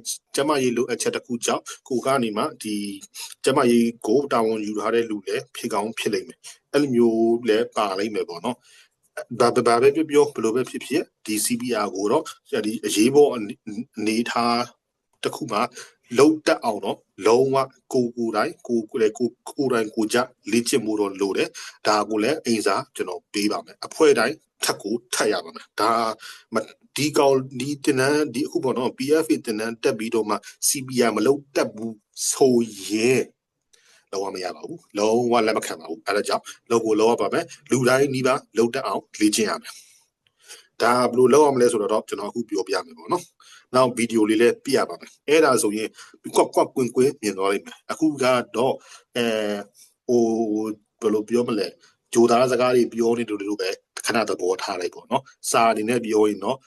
တော်တော်လေးကိုလက်ပေါက်ကပ်ပါတယ်ပုံပြမယ်ဗီဒီယိုပြလိုက်ရင်ထင်သာမြင်သာရှိပြီးတော့ကွက်ကွင်းမြင်သွားပါလိမ့်မယ်โอเคကျွန်တော်စပြောပါမယ်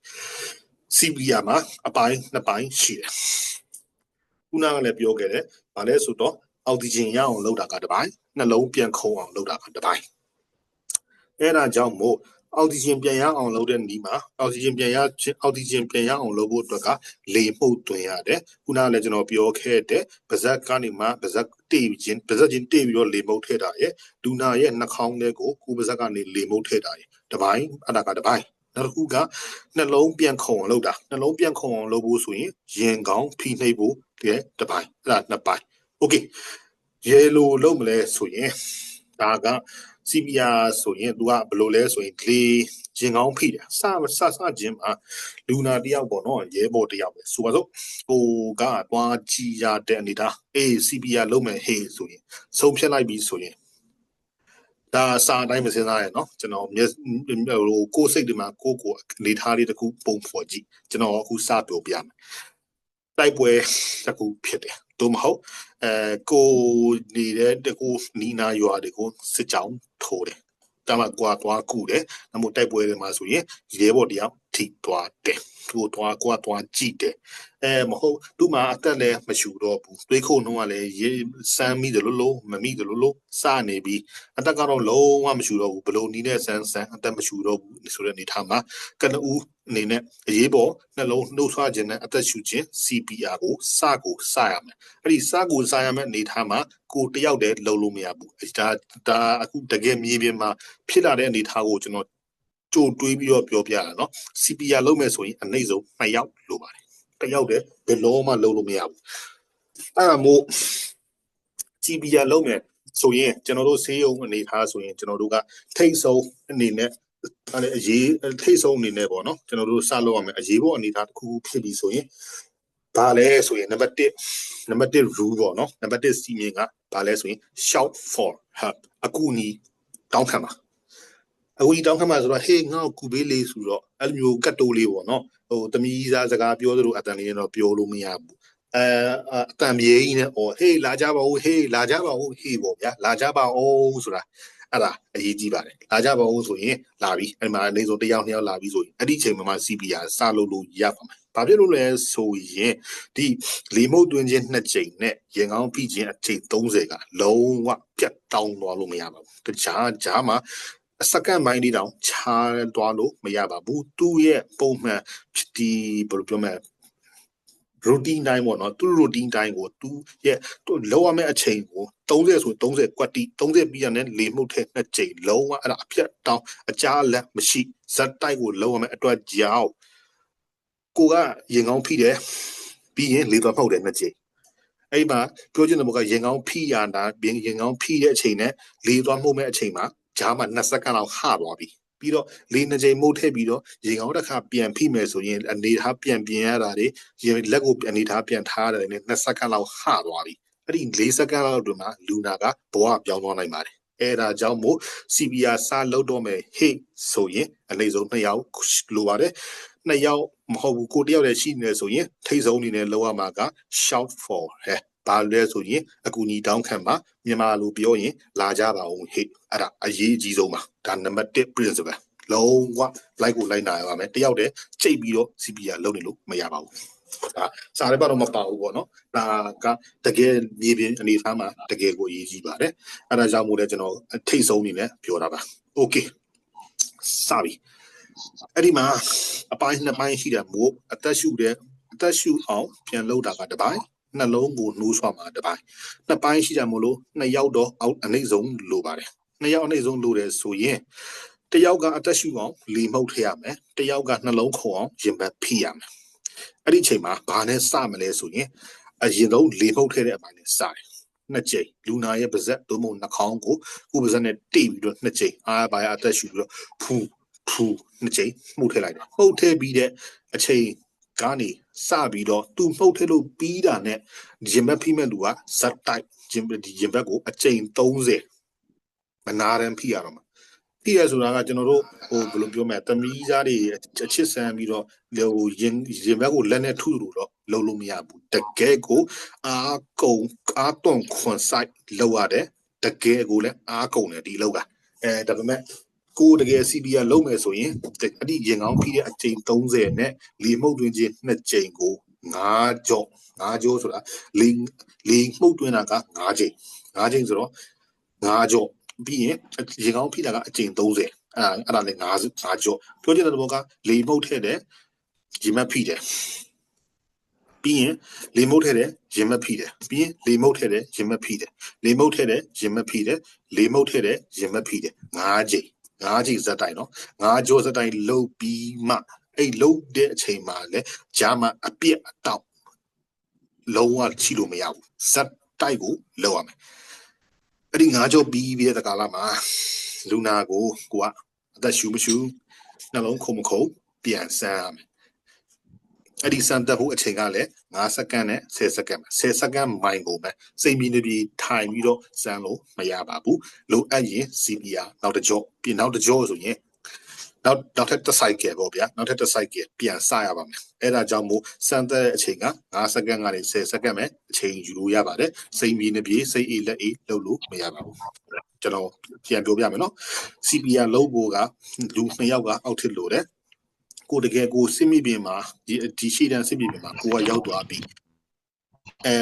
CPR လုပ်ဖို့လဲလိုတယ်လို့ကိုကဆုံးဖြတ်လိုက်ပြီဆိုရင်နံပါတ်1လိုက်ကိုလိုက်နိုင်ရမယ်စီမင်းကထိတ်ဆုံးနေနဲ့အကူညီတောင်းခံမှာလာကြပါအောင်ဟေ့အော်လာအော်ရတယ်မဟုတ်ဘူးတယောက်လည်းကြိတ်လုံးနေလို့မရဘူးဒီလောက်ကအဲ့ဒါကြောင့်မို့ရသမျှအကူညီတောင်းခံမယ်လာကြပါအောင်ဟေ့ okay CPR ရောက်လာပြီကိုရဲ့ရဲဘော်တွေရောက်လာပြီဆိုရင်တယောက်ကအသက်လေမှုတ်တွင်တဲ့ဥစ္စာကိုတာဝန်ယူနောက်တယောက်ကရင်မပြီးတဲ့အရာကိုတာဝန်ယူရမယ် okay စမယ်ဆိုရင်အခု CPR စတော့မယ်စပြီးပေါ့ဗျာစပြီးဆိုရင်လေမှုတ်ထဲတဲ့လူကစရမယ်လေစမှုတ်ရမယ်နှစ်ချိန်ပုတ်ထဲပြီးရင်ရင်မဖိတဲ့လူကအချိန်30ဇက်တိုက်ဖိပြရနဲ့30မှာအဲ့ဒီချိန်မှာအဲ့ဒီမှာလဲ6ကနေမှရင်မဖိတဲ့ဆိုပြီးတော့စိတ်တွေကနေမှ 1 2 3 4အဲ့လိုမျိုးစိတ်တွေကနေမှကိုစိတ်တွေကနေမှကိုဘာသာကိုတတ်ထားလို့လည်းမရဘူးအဲ့ဆိုရင်တော့ပါဇက်ကအတန်ကြောင်းတော့ပြောမှရမယ်ပါဇက်မှာအတန်ကြောင်းပြောဖို့ဆိုတော့လည်းဟိုတမီးသားစကားပြောပြီးတော့အဖြေတောင်းဆိုလိုမျိုးတိုးတိုးတိတ်တိတ်တွေလည်းလုံးလို့မရဘူးသူလည်းကိုကြားယုံတင်တကိုကြီးတကတကိုကြီးစာလောက်ကြားယုံတင်တွတ်တိုးလေးလည်းပြောလို့မရဘူးနှစ်ကိုကြားယုံတင်လည်းပြောလို့မရဘူးဘာဖြစ်လို့လဲဆိုတော့တခြားဒီအခုလုံနေတဲ့အချိန်ကကျွန်တော်တို့စိတ်အေးလက်အေးလုံလို့ရတဲ့အနေထားမဟုတ်ဘူးလို့တပေါ်တာတကယ်ရှေ့တန်းစစ်ပွဲမှာရှေ့တန်းစစ်မြေပြင်မှာအမဟုတ်တကယ်ဒုက္ခဖြစ်နေတဲ့အရေးကြီးတဲ့အနေထားဆိုရင်တခြားအတန်တွေလည်းရှိတယ်အဲ့ဒီတခြားအတန်တွေမှာလက်နက်ကြီးတန်ဘုံတန်တနတ်တန်အမဟုတ်လူတွေအော်ဟစ်တဲ့အတန်အဲ့ဒီအတန်တွေလည်းရှိတယ်အဲ့ဒီအတန်တွေကြောင့်မို့ပြင်ပအတန်တွေကြောင့်မို့ကိုယ့်ရဲ့လုပ်ငန်းဆောင်တာကကိုကတော့ဒီမှာရင်မက်ဖိတယ်အချိန်30ပြီးသွားတယ်တကူကြီးတကာရကြားစားလောက်အော်တယ် तू ကမတိဘူးမတိတဲ့အချိန်မှာလေမှုတ်ထဲမဲ့လူကနှောက်နေသွားတယ်အဲ့ဒါမျိုးလဲဖြစ်တတ်တယ်အဲ့ဒါကြောင့်မို့ CPR လုံးမယ်ဆိုရင်ရင်မက်ဖိတဲ့လူကကြားယုံသူကြားယုံကိုတကူစားကြားယုံမရဘူးတကယ်ကိုကြားအောင်အော်မယ်1 2 3အဲ့လို4 5 6လို့အမို့ရင်မကြားဘူးဆိုရင်လေမိုးတဲ့သူကနှောက်နေမယ် CPR fail ဖြစ်မယ်လူနာသေးပါတယ် Okay တကယ်ကိုလောက်ပြီပေါ့နော်အခုတကယ်လည်းလုံနေပြီဆိုရင်စားလိုက်ပြီရေမက်ဖိတဲ့လေမှုတ်တဲ့ရေမက်ဖိတဲ့လေမှုတ်တဲ့9ချိန်စတိုက်9ကြောစတိုက်အပြက်အတောက်အကြားလက်မရှိလုံပြီးပြီဆိုရင်ကျွန်တော်တို့ပြန်စမ်းမယ်ဗာလဲဆိုတော့အသက်ရှူလားနှလုံးခုန်လား Okay စမ်းပြီအချိန်ဘယ်လောက်ရလဲဆိုရင်9စက္ကန့်ကနေ10စက္ကန့်ရပါမယ်9မိနစ်10မိနစ်မဟုတ်ပါဘူး9စက္ကန့်ကနေ10စက္ကန့်အဲ့လောက်ပဲအချိန်ယူရပါတယ်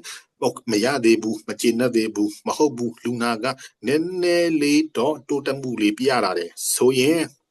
ဆက်လုပ်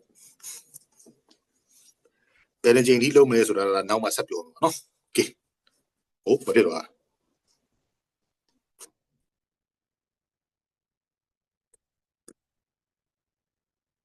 ကိုစီကဘာဖြစ်တော့ကိုစီ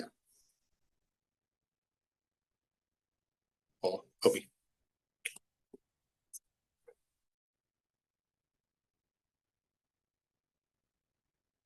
အဲ့ slide ပါစီဘုံပြုတ်ကြအောင်မယ်ဖ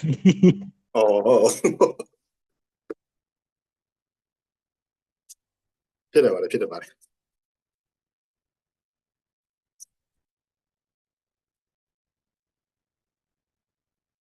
မဆာမပါဘူးလို့ဆရာအဲ့ဒါပဲဆရာဟုတ်ဒါပဲလားโอเคအဲ့ဒါဆိုကျွန်တော်ဒီတိုင်းပြောလိုက်တော့နော်ဘုံဖြစ်မယ်ဒါဆိုကျွန်တော်စပြောလိုက်တော့ဟိုပေါ့အခုကျွန်တော်တို့ CPR လုပ်ပြီပေါ့နော်ကျွန်တော်နောက် slide ဆက်သွားကြည့်လိုက်ဒါကုန်မလားပြန်လာမယ်ချိန် Okay ဟုတ်ပြီအဲ့ဆိုရင်အရှိပြန်သွားလိုက်စရာ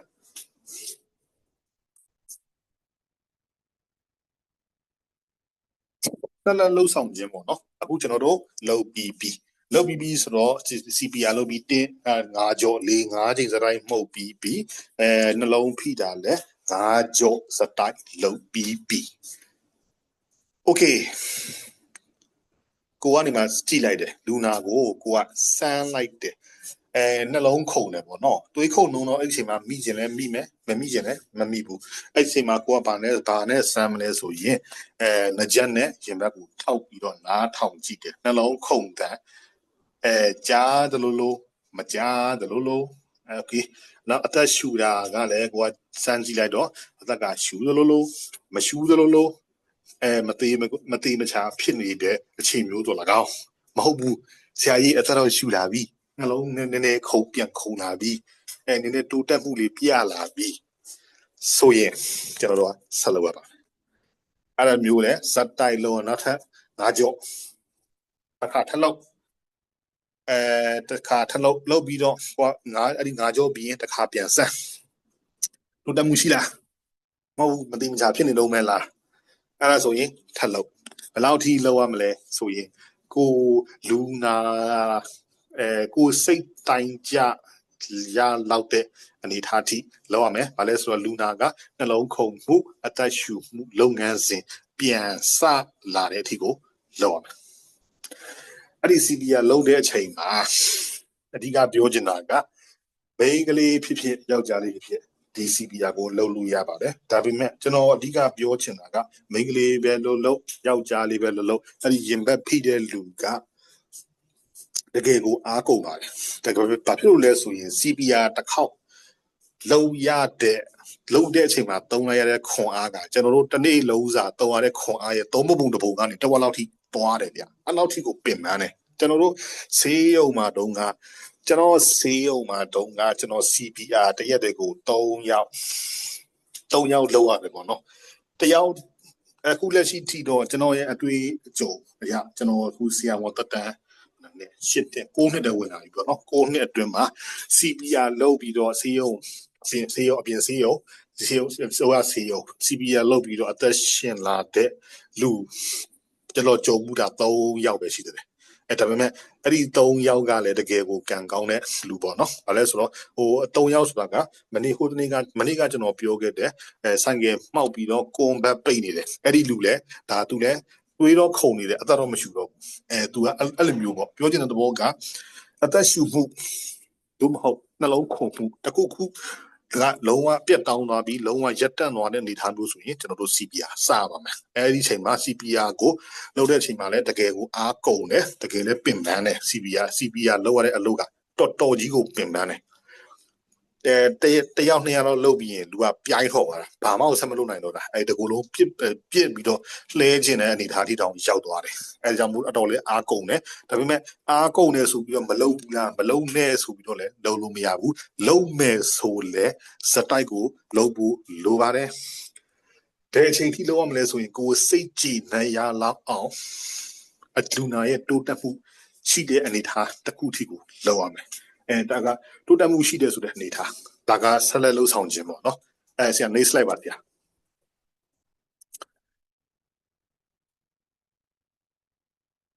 okay အဲ့ဆိုဆရာကြီးကျွန်တော်တို့ကျမတို့ကဘယ်အချိန်ထိလောက်ရမှာလဲတနေကုန်ဒီ CPR ထိုင်ဖိနေရမှာလားအဲ့လိုလည်းမဟုတ်ဘူးဗျသူ့မှာရက်နာလို့ရတဲ့အချိန်တော့ရှိတယ်ဘယ်လိုလဲဆိုတော့ရှင်းပါလေကိုကခုနတွေကကျွန်တော်တို့ CPR စလုပ်တဲ့ရည်ရွယ်ချက်ကအသက်ရှူဖို့နှလုံးခုန်ဖို့ကိုလှုပ်လိုက်တယ်တကြော့ရင်ကောင်းဖိတယ်30လေပုတ်တယ်တစ်ခါအဲ့ဒါကောတစ်ခါဟောပေါ့1 round ပေါ့နော်1 round 2 round 3 round 4 round 5 round ပြီးသွားတယ် one cycle ပြီးသွားပြီးအချိန်မှာကျွန်တော်တို့ကပြန်ကြည့်တယ်ပြန်ကြည့်တယ်လူနာကနှလုံးတော့ခုန်သေးတယ်အသက်တော့လုံးဝမရှိတော့ဘူးဆက်လုပ်တယ်နောက်ထပ်5 round one cycle 2 cycle ရောက်ပြီပေါ့နော်ဒါဆိုရင်ဒါ cycle 2ခုရောက်လာပြီ2 cycle ရောက်လာပြီတဲ့အချိန်မှာဒီကိုလူနာကအလိုနှလုံးခုန်တယ်အသက်တော့မရှိတော့ဘူးဒါပေမဲ့နှလုံးခုန်နှုန်းကတဖြည်းဖြည်းနဲ့နှေးလာတယ်ကြားတယ်လို့မကြားတယ်လို့ဖြစ်လာပြီအစိုးရကတော့ကြားတယ်နောက်ပြီးတော့တိတ်မကြားလို့ဖြစ်လာတယ်ဒါပေမဲ့ဆက်လုပ်တယ်ဘာဖြစ်လို့လဲဆိုတော့နှလုံးခုန်ချင်းရှိနေတဲ့အတွက်ပြန်ရနိုင်တဲ့အနေအထားက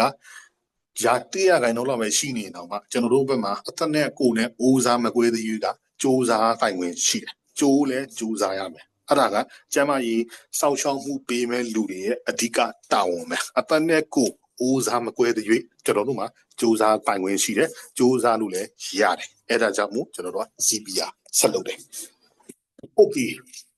3 round 3 cycle 3 cycle ရောက်လာပြီအချိန်ကလည်းအဲ့ဆိုတော့အနည်းဆုံးက10မိနစ်2မိနစ်3မိနစ်လောက်ကြာလာပြီ5မိနစ်လောက်လည်းဖြစ်ကောင်းဖြစ်သွားလိမ့်မယ် okay အဓိကတော့များတော့ဖြစ်ကတော့2မိနစ်3မိနစ်ကြာရောက်လာပြီ3 cycle လောက်ရောက်လာတယ်လူနာကတိုးတက်မှုတော့မပြရဘူးနှလုံးခုန်တာလည်းပို့ပြီးတော့ကမောက်ကမဖြစ်လာတယ်မကြားတစ်ချက်ကြားတစ်ချက်ကနေမှမကြားတာကပိုကြာလာတယ်ကြားတဲ့အချိန်ကပိုနဲလာတယ်ဆက်လို့အောင်ဘာဖြစ်လို့လဲဆိုတော့ကျွန်တော်တို့မှာလူနာပေဆုံးကြောင်းကိုတတိပြဖို့ဆိုတာကကျွန်တော်တို့ဒီတကယ် standard guideline ပေါ့နော် standard guideline ဆိုတာတကယ်စံနှုန်းနေတဲ့ကနှလုံးခုန်ခြင်းလုံးဝရက်တန့်သွားမှကျွန်တော်တို့ကပေဆုံးကြောင်းကိုအတည်ပြုတာအဲ့ဒါဆိုတော့ကနှလုံးခုန်လုံးဒီရက်တန့်ဖို့ကိုအတည်ပြုဖို့က ECG ဆွဲဖို့လိုပါတယ် ECG နှလုံးဆက်ဆွဲတာနှလုံးဆက်ဆွဲတာကကျွန်တော်တို့ဒီရှေ့တဲ့စစ်မြေပြင်မှာဒီနှလုံးဆက်ကြီးတကားကားနဲ့ဘယ်သူမှမသွားဘူးဗျဘာလို့လဲဆိုတော့ဒီဆက်ကြီးကကိုယ်အတွက်လည်းဘာတန်ဖြစ်တယ် နောက်ပြီးတော့ဒီဆက်ကိုထိသိရတဲ့ဥစ္စာတွေလည်းရှိတယ်နောက်တစ်ခုကဘယ်လိုမှအဆင်မပြေနိုင်ဘူးဒီဆက်ဒါဘယ်ဒါကိုယ်နိုင်ငံမှမဟုတ်ဘူးเนาะတကယ်ရှိတဲ့စစ်မြေပြင်မှာဘယ်နိုင်ငံပဲဖြစ်ဖြစ်ဒီ ECG ဆက်ကြီးဘူးမှမကင်ဘူးဒီအဓိကတွေးခုံနှုံစမ်းတယ်နှလုံးခုံနှုံစမ်းတယ်အသက်ရှူတာပဲစမ်းတယ်အဲ့လိုသွားတဲ့အတွက်ကြောင့်3ဆက်ကဲ4ဆက်ကဲ5ဆက်ကဲ5ဆက်ကဲလောက်ရောက်လာပြီပေါ့ဗျာအဲ့ဒီအချိန်မှာအသက်ကလည်းလုံးဝမရှူတော့နှလုံးခုံကလည်းလုံးဝရပ်သွားပြီဆိုရင်ကျွန်တော်တို့ကလူနာကိုအတီးပြုတော့မယ်ဒီဆုံးကြောင်းအတီးပြုမယ်ဆိုရင်မျက်ခွန်လေးဆွဲပြီးတော့ဖွင့်ကြည့်လိုက်တယ်တက်မီလေးထိုးကြည့်လိုက်တယ်ပုံမှန်လူတယောက်ဆိုရင်ဒီ light reflex လို့ခေါ်တယ်ပေါ့နော်ဒါလည်းဆိုရင်အလင်းရောင်တစ်ခုကအလင်းရောင်တစ်ခုလင်းရောင်စူးစူးတစ်ခုကမျက်လုံးတဲတငယ်မျက်လုံးတငယ်အိမ်တဲကျလာရင်သူကကျုံသွားအဲ့ဒါဘယ်မှာမျက်နှာထင်သာရှိလဲဆိုရင်ကြောင်မွေးဘူးလေးဆိုရင်ပိုသိတယ်များကြောင်မွေးတဲ့လူတွေဆိုရင်ညပိုင်းကျရင်ကြောင်တွေကမျက်လုံးအဖြူသားကြီးနဲ့ဒါပေမဲ့သူ့အဲ့လိုရုပ်တရက်မီးရောက်နေပါလေသူခေါ်ထလိုက်ရင်မျက်လုံးကကျင်းသွားတယ်အဲ့လိုမျိုးဒါအဲ့ဒီသဘောမျိုးပဲဒါကတော့ကျွန်တော်မြင်သာထင်သာရှိအောင်ပြောပြတာပေါ့နော်လူမှာတော့အဲ့လိုတော့မြင်ရမှာတော့မဟုတ်ပါဘူးအဲ့ဒီအချိန်မှာကျွန်တော်တို့ဓမီတွေထိုးပြီးတော့ကြည့်လိုက်တဲ့အချိန်မှာသူ့ရဲ့တငယ်အိမ်ကမီးရောင်ကိုပြရင်တော့မှဒီတိုင်းမကြုံတော့ဘဲနဲ့အကျယ်ကြီးဖြစ်နေတာအဲ့ဒါဆိုရင်ကျွန်တော်တို့က CPR ရလို့ရပါပြီအဲ့ဆိုရင်အဲ့ဒီအချိန်မှာလူနာကိုသေဆုံးကြောင်းအတီးပြုလို့ရပါပြီအဲ့ဒါဆိုအဲ့ဒီအချိန်မှာမှ CPR လုံးဝရရမှာပါကိုဦးကနေမှခုနကပြောခဲ့တဲ့အသက်ရှူတလို့မရှူတလို့နှလုံးခုန်တလို့မခုန်တလို့အဲ့လိုတလို့စိတ်တွေကနေမှမတင်မကျဖြစ်နေတဲ့ရွေးက CPR ကိုစူးစမ်းပိုင်ခွင့်ရှိပါတယ်ကြိုးလဲစူးစမ်းရပါမယ်တခါလုပ်ပြီးရင်တော့တော်တော်လေးကိုပြိုင်ထွက်သွားမှာပေါ့နော်အဲ့ဒါကြောင့်မို့လဲ CPR လုပ်တယ်ဆိုရင်ကိုကနေမှခုဒီ stamina ပေါ့နော်ဒီဘယ်လိုပြောမလဲ stamina တက်လုံကောင်းမှုလို့တယ်ကိုယ်တိုင်တက်လုံကောင်းမှုလို့တယ်နောက်မို့ကိုကငကိုတွေကကိုကကျမ်းမရေးသိမကောင်းတဲ့လူခဏအားလည်းသိမရှိဘူးဆိုတဲ့လူမျိုး CPR တက်လို့ရင်တော့လူနာပြန်ရှင်းတာမရှင်းတာတဲ့ဆိုင်ရင်ကိုပဲအမောဖောက်တော်လိမ့်မယ်ဗျအဲ့ဒါကြောင့်မို့ CPR တကယ်လုပ်မယ်ဆိုရင်ကိုကနေမှအစားကနေအဆုံးထိလုပ်ဖို့လိုတယ်အဲ့ဒါကိုလုပ်ဖို့အတွက်လည်းကိုကလေ့ကျင့်တာရဖို့လည်းလိုတယ်နောက်ပြီးတော့လုပ်မယ်ဆိုရင်ဘယ်လိုလုပ်မလဲဘယ်လိုနှုံးနဲ့ထုတ်မလဲနောက်ပြီးတော့ဘယ်လောက်အားသုံးမလဲအဲ့ဒါတွေလည်းကိုကသိဖို့လိုပါတယ်အဲ့ဒါကကျွန်တော်ဗီဒီယိုလေးပါကျွန်တော်ပြရပါမယ်အခုနောက်ဆုံးမှာဒါကျွန်တော်ဒီနေ့သင်ခန်းစာကအဓိက CPR ပဲဒီ CPR ကအနှစ်ပဲဒါလုံးဝသိကိုသိရမယ်ဒါမသိဘူးဆိုရင်မတစ်တယောက်မဟုတ်ဘူးအဲ့လောက်ထိကိုပြောလို့ရတယ်ပေါ့နော်โอเคပါချက်တင်ပြီ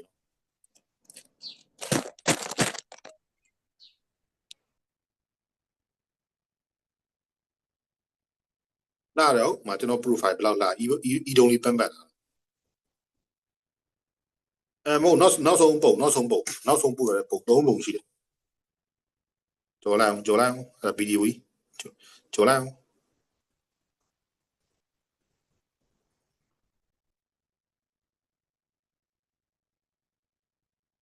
အဲ့မှာစပြီမ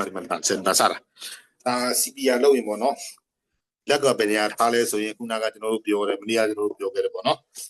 standard border ဆိုတာဒါပါပဲဒီမှာဟိုကျွန်တော်တို့ဘာလဲဆိုရင် response 3ရှိမှု DRABC ပါဆို R ပေါ့နော် R ကိုစမ်းတဲ့ AVPU ဆိုရင် alert ပေါ့နော်တစ်က A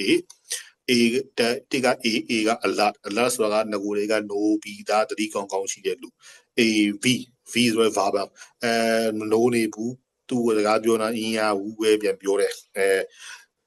ပြောတာတော့မှန်ခြင်းမှန်မယ်မမှန်ခြင်းမမှန်ဘူးဒါပေမဲ့စကားပြောလိုက်ရင်တော့အတန်တစ်ခုကြိုင်တော့တုတ်ပြန်မှုရှိတယ် AVP B က pain ဆိုတာကမနေ့ကတနေ့ကကျွန်တော်ပြောပြခဲ့တယ်ဒီနယိုးအပြားကြီးပေါ့ဒီ level တဲ့အောက်ကနေဆွဲချဆိုရင်အမှရင်ဘက်မှာအပြားကြီးနယိုးအယိုးပြားကြီးရှိတယ်ဆိုတာဒါပဲအဲ့ဒီ standard border ဆိုတာဒီအပြားကြီးပါအဲ့တော့ဘေးမှာရှိတဲ့ဥစ္စာတွေနယိုးတွေအဲ့ဒီ standard border ကိုလက်သီးဆုပ်လိုက်ဆုပ်ပြီးရင်အဲ့လက်ခေါက်နဲ့အဲ့အပေါ်ကြိတ်ခိုင်းတာသေအောင်နာတယ်အဲ့ဒါကိုလည်းစမ်းကြည့်လို့ရတယ်အဲ့ဒါတတွဲလမ်းကြုံလို့ပေါ့နော်တတွဲပြလိုက်တာ standard border ဆိုတာဘာကြီးလဲဆိုတော့သိအောင်အဲ့ဒီကိုရဲ့ဘက်ပေါ်ကိုအဲ့ဒီရေဘက်နယိုးပြားကြီးပေါ်မှာလက်သီးဆုပ်ပြီးတော့အဲ့ဒီလက်ခေါက်နဲ့နှိပ်ကြည့် လောကဆွေမျိုးမိပဲသူများတော့လိုက်မနေတော့တော်နာတယ်ဗျပြောချင်တဲ့ဘောက CPR လောက်တဲ့ဆိုတာလည်းအဲ့ဒီအပေါ်ကနေဖိတာလားဒီလက်ကိုဘယ်မှာထားလဲဆိုအောက်မှာကြည့်အောက်ကပုံမှာဆိုရင်လက်ကိုအဲ့ standard border လက်ဖနှောင်းနဲ့တင်ပြီးတော့ကိုဖိတာအပေါ်ကဥစ္စာကခလေးပေါ့နော်လက်နဲ့ချောင်းနဲ့ဖိတာခလေးလက်ဗျာဒီပြင်လိုက်နဲ့ဖိတာလူကြီးအဲ့ဒါကိုအရင်ပြချင်တာဗျโอเคဆရာအရှိပုံโอเคဒီအရှိပုံမှာဆိုရင် तू ကဘယ်လိုပြောမလဲနော် CPR လောက်ရတဲ့ဥစ္စာက तू က100ပါ100နဲ့120ကြာ compression per minute ဒါလည်းဆိုရင်10မိနစ်ကိုအဖိတဲ့အချိန်က100ကနေ120ရှိရမယ်100ကနေ120ဆိုတာဘာလဲဆိုရင်လူတစ်ယောက်ရဲ့နှလုံးခုန်တိုင်းနှလုံးခုန်တဲ့ပုံနှလုံးခုန်တဲ့စီချက်ကိုရအောင်ဖိတာ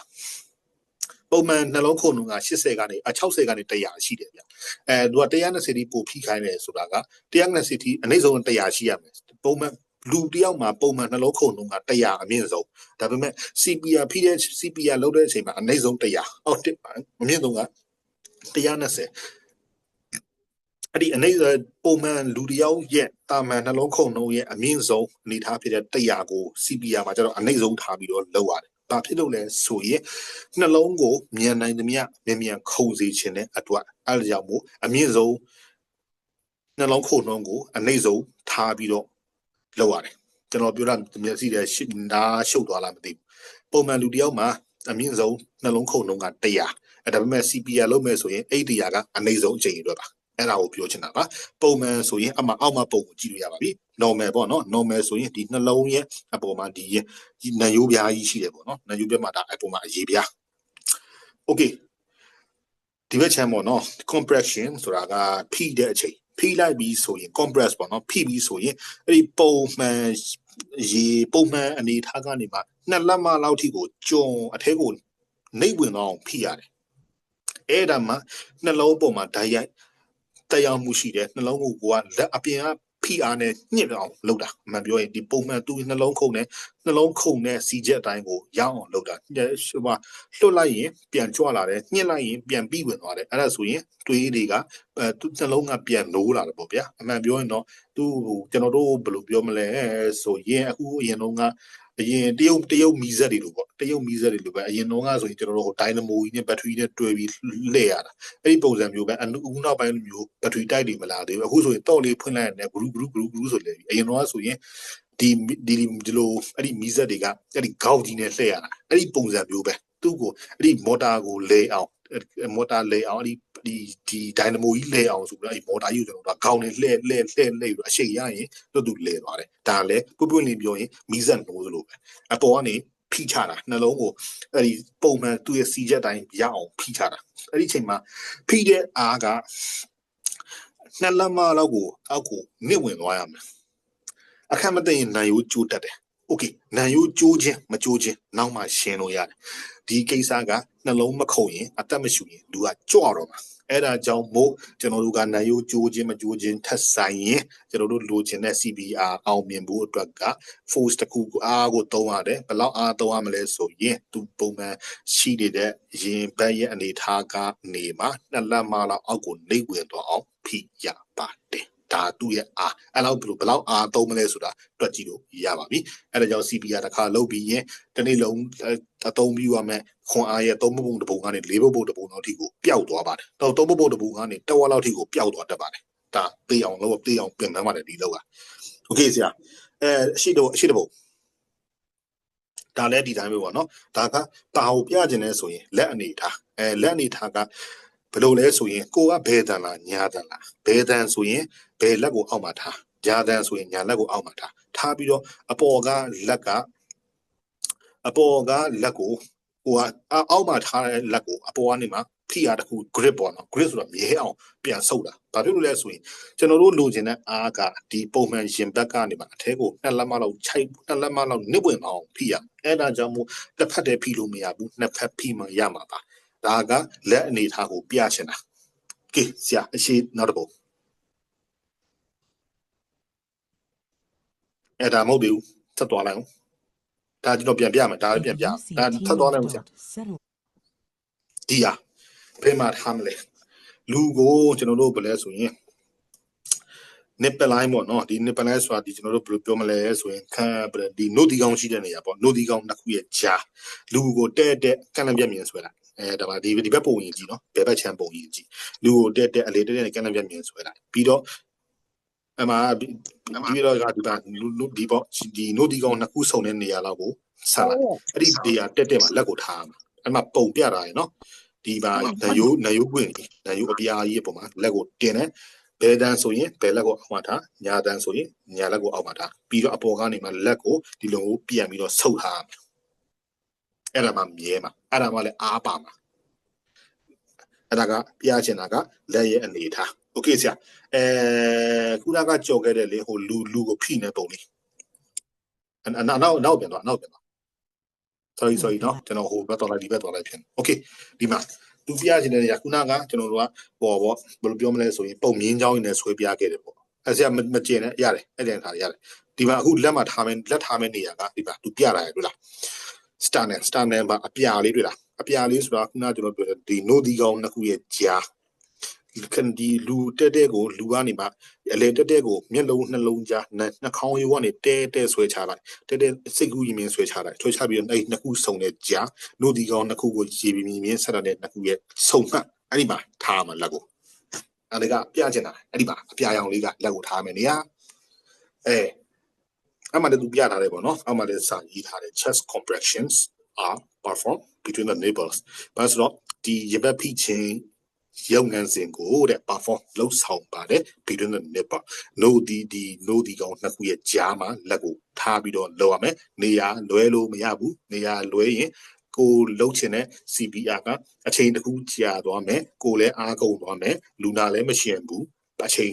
အကုန်လုံးဘာမှကိုယ့်အတွက်ကိုအဖက်မကြံဘူးအဲ့လိုမျိုးဖြစ်တတ်ပါတယ်အဲကြောင့်မို့ CPR တခုအောင်မြင်ဖို့ဆိုရင်တစ်ကနေရာလက်ကိုဘယ်နေရာမှာထားမလဲဆိုတာနံပါတ်1အရေးကြီးပါတယ်နှစ်ကိုကလက်ကိုတော့ဘယ်နေရာထားလဲကိုသိပြီးကိုလက်ကိုရောဘယ်လိုဒီပုံစံနဲ့ထားမလဲဆိုတာသိဖို့လိုပါမယ်3ကိုဖိရမယ့်အားကဘယ်လောက်အားတော့ရမလဲဆိုတာလိုတယ်ဘာလဲဆိုတော့2လက်မလောက်အထက်ကိုနစ်ဝင်အောင်ဖိရမှာ4ဘာလဲဆိုရင်ကိုလောက်ရမယ့်ဒီလုပ်ငန်းစဉ်တစ်ခုက CPR တစ်ခုရဲ့လုပ်ငန်းစဉ်အရာဘ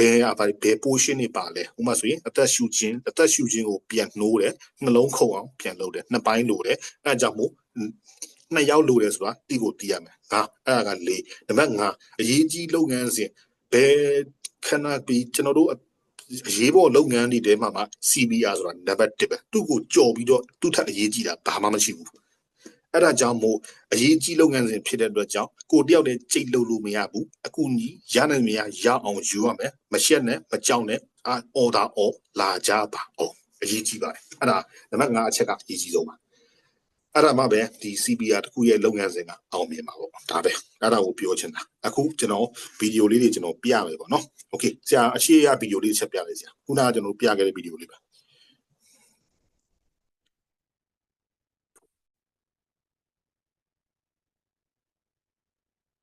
အရှိရဗီဒီယိုလေးဒီပုံရဲ့အရှိရဗီဒီယိုခုနကဆရာပြခဲ့တဲ့ဗီဒီယိုလေးဟုတ်အဲ့မှာဒီမှာကျွန်တော်ပြောပြ Helping to save a life is easier than you might think. Just start hands ဘောနော်လူတယောက်လဲနေဆိုရင်သူကတွေ့ပြီ and toတွေ့ get လား an ကော immediate 911ဆိုတာဒါ or အရေးပေါ်ခေါ်ခိုင်းတယ် call ပေါ့ 911 yourself. အရေးပေါ်ခေါ်ပြီ Put on speaker mode so the operator can ဒီမှာ assist speaker you. ဖွင့်တာ Then ပြောချင် get တဲ့ဘောကကိုတယောက်တည်း directly ဖြစ်နေ over ဆို the ရင် victim. ဒါကတော့ Put နိုင်ငံ the ခြား heel ပေါ့ of နော် one hand စာ in ဖိ the တော့မယ် center of the chest လက်ကိုတင် and ပြီ put your other hand on top of the first. နောက်တစ်ဖက်ကိုအဲ့လို Push ထားတယ် hard and fast in the center of the Phi- chest Patay Phi. until help arrives. It's important to push Uni in Malam 100 Chin to Tigo Phi da. 120 compressions per minute, which is about the same tempo as the song you're listening to right now. Remember, call 911 and ask အဲ someone ရ to ပြီ get ဒါ an ဒါ ED. မှ Then ထိတ် push ဆုံးမ hard နော် and သူပြရ fast တာ in the ကော center of the 911 chest အဲ့ဒါအကြောင်း until လို့ the ကျွန်တော်ထိတ်ဆုံးပြောပါတယ် and help arrives. တယောက်တည်းလုံလို့မရပါဘူးနောက်တစ်ခုကဘာလဲဆိုတော့သူမကြီးရတယ်နော်10စက္ကန့်လောက်လုပ်ပြီးရင်10စက္ကန့်လောက်လုပ်ပြီးုံနဲ့ရက်လို့မရဘူးโอเคဆရာထိတ်ဆုံးဒီနေ့ပို့လာတဲ့ထိတ်ဆုံးဗီဒီယို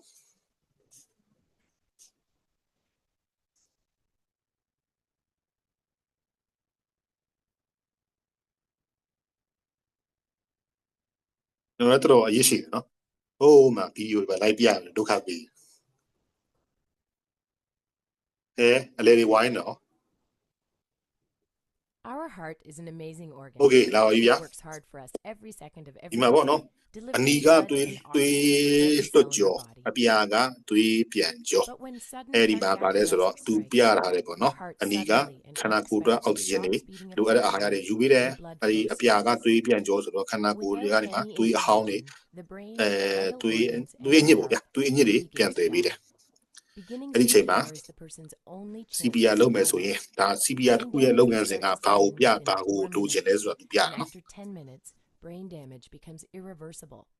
The power ဘာ to ဖြစ်လို့လဲ save ဆိုရင် life is အုံနောက်က firmly in your အသက်မရှိ hands. အသက်မရှိတော့ဘူးဆိုရင် Performing အသက်မရှိတာ CPR 9မိနစ်လောက်ကြာသွားရင်ဒါမိုင်းကုန်ပဲ9မိနစ်ဆိုရင်အုံနောက်ကလုံးမလို့တော့ Compressions အဲကြောင့် make oxygenated အောက်ဆီဂျင်ပြန်ရအောင်လုပ်တယ် to keep the brain တွေး alive. ခုံအနှလုံး And ပြန် two, ကုန်လုပ်တယ်မသူ compressions ပြမယ်နော် keep blood ဒါ and ကိုကြည့် oxygen moving to the heart muscle itself, so that it has the best chance of resuming a normal electrical rhythm after a shock is Our delivered. heart is an amazing As you organ. begin It works compression, hard for us you are every creating an second of every artificial day. pump and doing the work of the heart manually. ဒီမှာဖိတယ်နော် Each good အားကြောင့်ဖိတယ် effective နှလုံးက compression, ပြန်ခုန်လာ you ကြ are လား building up pressure အဲ in the တွေး system, တွေးကတွေးကိုပြန်ပို့ပေးတာ blood မှန် around ပြော the ရင် heart တွေး and စီစဉ်မှုမပြတ်သွားအောင်လုပ်ပေးတာ It does take time to get the blood moving with CPR. So ဒါပေမဲ့ it's အချိန်တစ်ခု very ယူပါတယ် important to အဲ့ဒီမျိုး push လုပ်ပါ hard, နှလုံးပြန်ခုန် push ပွား fast to build the pressure up, Mm. which keeps blood going to ဖိတ the ယ်ဖိ brain. တယ်ဖိတယ်ဖိတယ်ဖိတယ် Pushing မှ down နှလုံး at least 2 တွေးရ inches ပြန်ပြန်ခုန်လာတယ် allows ခုနက blood ပြ to ရနော်နှစ်လက်မ and blood to move out. ဒီဟာလေးကိုဆက်စားချင်းပြလိုက်မျက်စိလဲသွားမှဆိုလို့ကျွန်တော် compressions အ per ချီးလေး minute တွေကျွန်တော်ဆက်စား is ခေါ်ခဲ့တာ necessary to keep blood pumping. Let's ဖိ see မဲ့ what နှုန်းက happens when we 100 နဲ့ take our hands 120 off the chest. Blood stops moving to the brain. It is for this reason that if you are taking your hands off the chest to deliver breaths or switching roles, it is နာ critical ကိုရက် to လိုက်ပြီဆိုရင် minimize ဒါတွေးရ time အိမ် off မှာပဲ the ရှိတဲ့နေရာ chest. မှာရက်သွားတယ် Watch what happens when we don't push deep enough. အဲ့နဲ့ရင်တွေးရပြန်ပြန်စီးသွားတယ် Blood does not အဲ့ဒါကို reach ပြ the တာ brain. ဒီကတွေးနှလုံးတွေးလက်ပတ်မှု The same is ကို true ပြန် if ရ you အောင် do not လုပ် push တယ် it fast တွေးလက်ပတ် enough. မှုနဲ့တလွဲတယ်အောက်ဆီဂျင်ပြန်ရအောင်လုပ်တယ် Watch အဲ့ဒီ what အောက်ဆီဂျင် happens ရ when ဖို့ we ဆိုတာ push က too fast. ဒီလူရဲ့ပါဇက်ကနေပါဇက်ကျင် The heart တီး does ပြီးတော့ not have time လေ to မိုးထည့်တော့ refill ၎င်း with blood. နှာခေါင်းကနေလေမိုးထည့်တော့ Therefore, ၎င်း not ဆေးရုံမှာ enough ဆိုရင် blood is pumped အသက် out. ရှူအကူကိရိယာသုံးပြီးတော့၎င်းလေမှုတ်လို့ရတယ် Watch what happens ဒါ when လေး we ကိုပြ don't ချင်တာ allow the body to decompress and allow the chest to fully recoil. The heart does not have a chance to refill with blood. Therefore, no blood gets pumped out. So remember, the key purpose of delivering compressions is to keep oxygenated blood moving with မ equal စက်တိုင်းလောက်ခိုင်း pressure နေဆိုတာ up အဲ့ to ကြောင့် the ဒီ brain တွေးစီး to စီးမှု keep ကို the တောင်း brain လျှောက်ရ alive. နေအောင်လုပ်ခိုင်းတာနော်ကိုကသူပြရမှာရက်လိုက်တယ်ဆိုရင် Push အဲ့တွေးတွေက fast ရက်တဲ့နေရာ to ပဲ the ရှိ center of the chest. ဘာဖြစ်လို့ဆိုတော့နှလုံးက If ခုန်နေ ribs တော့ break, ကိုက that's သူ okay. အတင်းခုန်အောင်ပြန်လုပ်ခိုင်း What's နေတာ not ပြန် okay မောင်းတာ is ပေါ့ဗျာ allowing the မီး brain စက် to ပြန် die လို့ from လို့ a ပေါ့တာ lack of oxygen. So remember, you are their only hope. Do the best you can, and don't give up until medical help arrives or an AED is present.